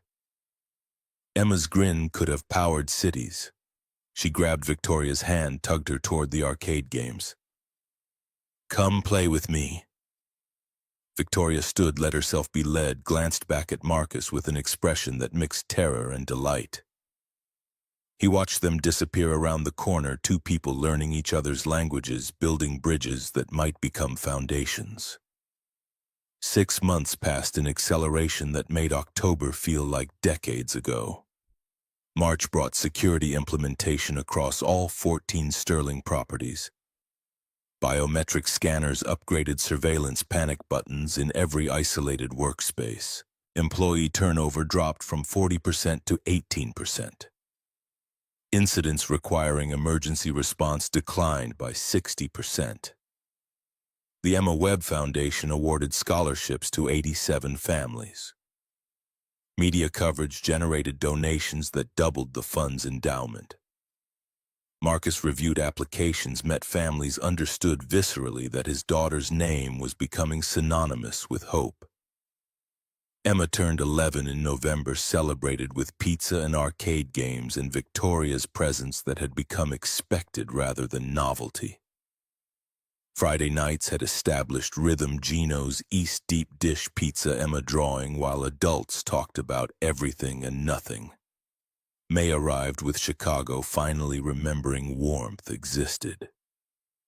Marcus sat in his office reviewing safety protocols for Sterling's Kansas City property, when his phone buzzed, text from Victoria.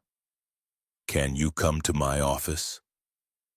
He found her at the window looking out at Lake Michigan, turned blue by spring sunshine. She turned when he entered, her expression carrying something he couldn't quite read. The board wants to expand the foundation nationally. 10 states, $25 million commitment over 5 years. Marcus felt the number like physical weight. That's significant. It's happening because you proved the model works. 87 families thriving, children getting therapy they couldn't afford, parents finding support networks. The data is compelling. Victoria crossed to her desk, pulled up documents on her computer. I'm also making a personal change. I'm stepping down as CEO, transitioning to chairman role, full-time foundation work starting in August. Marcus stared. You're walking away from Sterling. Not walking away. Stepping back. 25 years building hotels taught me how to create value. Now I want to create different kind of value. Foundation work matters more than quarterly earnings. The transformation was complete. The woman who'd walked past him every morning for 10 months had become someone who chose meaning over profit. What about the board? The shareholders already approved. New CEO starts in September. I'll remain chairman, provide oversight, but day-to-day operations go to someone who loves hotels more than I do. Victoria moved closer, her expression shifting into something that made Marcus's pulse accelerate. There's something else, something personal I need to say. Marcus waited, suddenly aware of how close they stood, how much had changed since October. These past 6 months, the Friday dinners, watching you with Emma, learning how you rebuilt your life after loss, I've realized something important. Her voice steadied, taking on the resolve she used in boardrooms. I'm scared of this.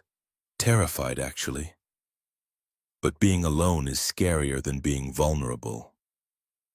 Marcus understood what she wasn't quite saying, felt the same, fur tangled with possibility. I'm scared too. Haven't let anyone close since Sarah died. Emma comes first always. I wouldn't want it any other way. Victoria's eyes held his. But maybe there's room for both. Room for Emma to have her father and for you to have someone who understands that courage means showing up even when you're terrified. The observation echoed his own thoughts from dozens of Friday nights watching Victoria learn Emma's language. Seeing her transform from distant CEO into someone who drew sea creatures on paper tablecloths. Maybe there is. Victoria stepped closer, close enough that Marcus could see the flecks of gold in her dark eyes. I don't know what this becomes, but I'd like to find out. Marcus thought about Sarah's last words. Promises to let Emma live, to not stop living himself, to understand that love wasn't betrayal of the past, but honoring it by choosing future. So would I. The kiss was tentative, careful, two people learning new language together. Not passionate, healing. The kind of connection that acknowledged past wounds while choosing present possibility. Emma's opinion arrived via text that evening, sent from Victoria's phone because they'd taken her to dinner at a restaurant with actual tablecloths. About time. I've been waiting for you two to figure it out. Marcus showed the message to Victoria, who laughed until tears formed. Your daughter is terrifyingly perceptive. She learned from her mother. Sarah always knew what people needed before they did. The summer passed in rhythm that felt increasingly like family Friday dinners, weekend outings to the aquarium and Navy Pier. Emma's excitement about starting 6th grade. Victoria moved through their lives with increasing confidence, learned Emma's private sign language, understood the grief that still ambushed Marcus in unexpected moments. August arrived with Victoria's final week as CEO. Sterling Grand held a ceremony honoring her 25 years of service, speeches about visionary leadership and transformative impact. Marcus sat in the audience, watched the woman he'd once known only in passing receive accolades she accepted with grace and barely concealed relief. Her replacement was competent, ambitious someone who genuinely loved the hotel industry's challenges. Victoria attended the transition meetings, provided guidance, then stepped back.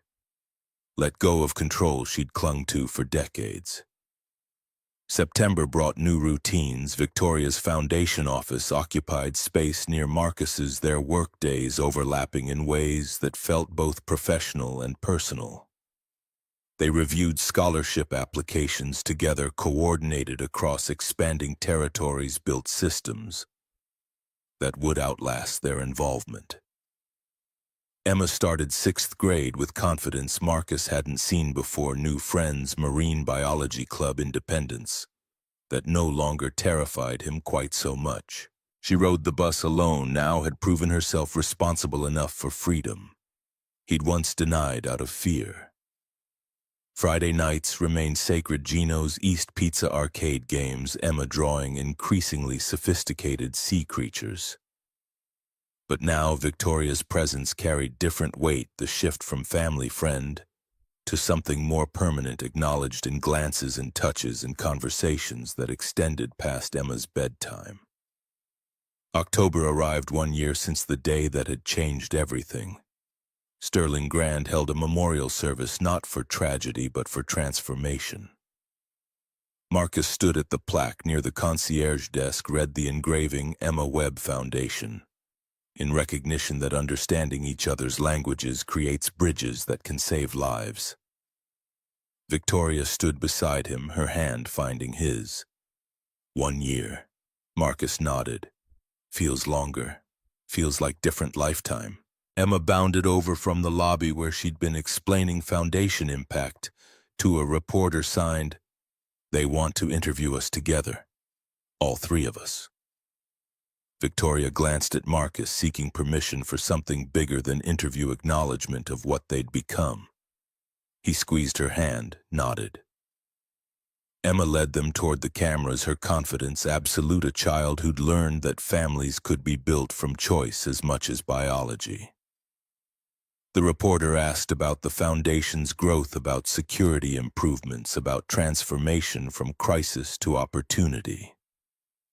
Emma answered with clarity that made adults seem inarticulate, explained how her father's love had created ripples that touched 87 families and counting.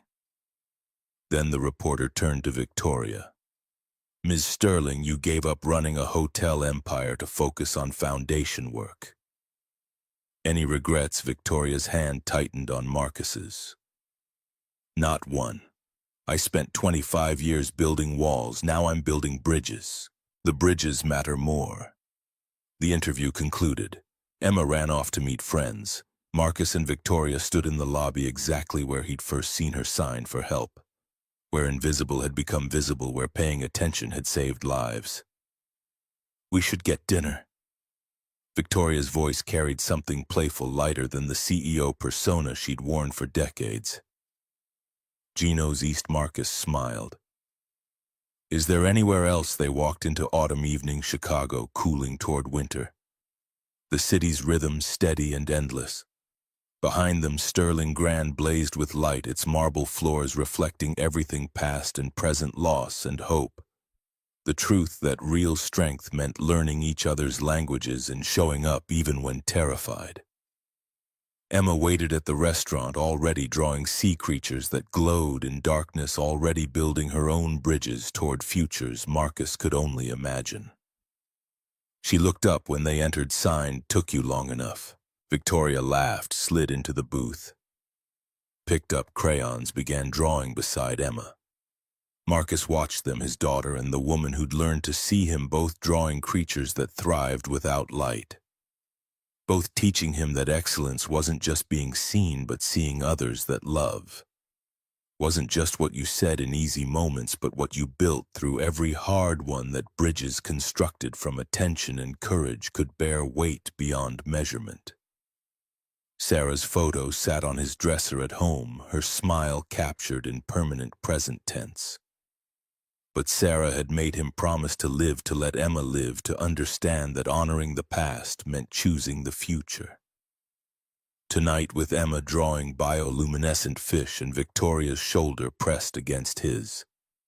Marcus understood he'd kept those promises. The world continued turning. Families built bridges, children learned languages, people paid attention and showed up and chose courage over comfort. And somewhere in Chicago, in a restaurant that served deep dish pizza and provided crayons for dreaming three people who'd learned to see each other, created the kind of family that existed, because they'd chosen it again and again, through every hard moment until hard became home.